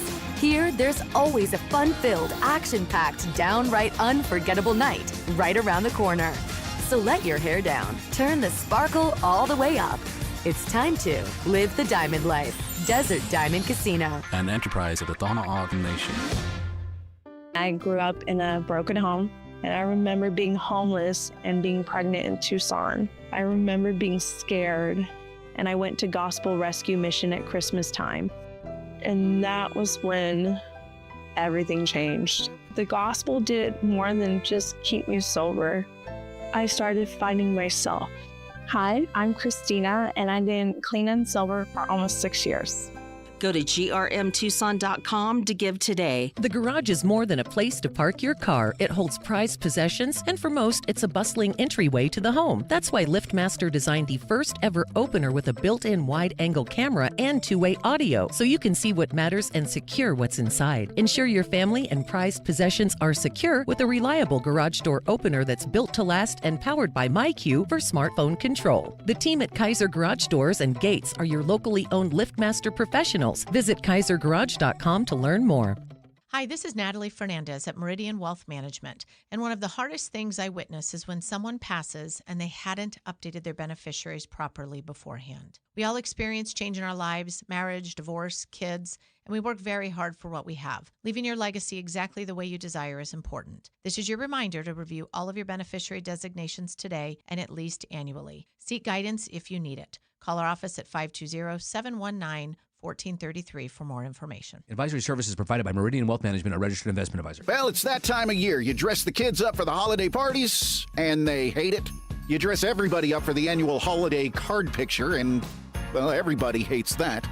You even dress the turkey, and we're pretty sure he's not happy about that. This year, dress up your yard in time for the holidays. Call Dorado Rockin' Materials, and we promise there will be no complaints. Make your yard beautiful and worry-free with their personal service and convenient delivery times. Dorado Rockin' Materials. The right service, the right product, the right price. Coach Tommy Lloyd here. Did you spend money on your AC this summer? My friends at Rightway will give you back up to $3,000 for those repairs. That's right. No matter who did the repair, we'll buy it back for up to $3,000 towards the purchase of a new heating and air system. No repair bills this year? No worries. Get 0% interest up to 60 months, 25C tax credits, $3,000 trade-in for your old AC, plus 10-year parts and labor warranty. Have an aging heating and air system out of warranty? We'll inspect it absolutely free. Call Rightway Heating, Cooling, and Plumbing today. 520-201-8220.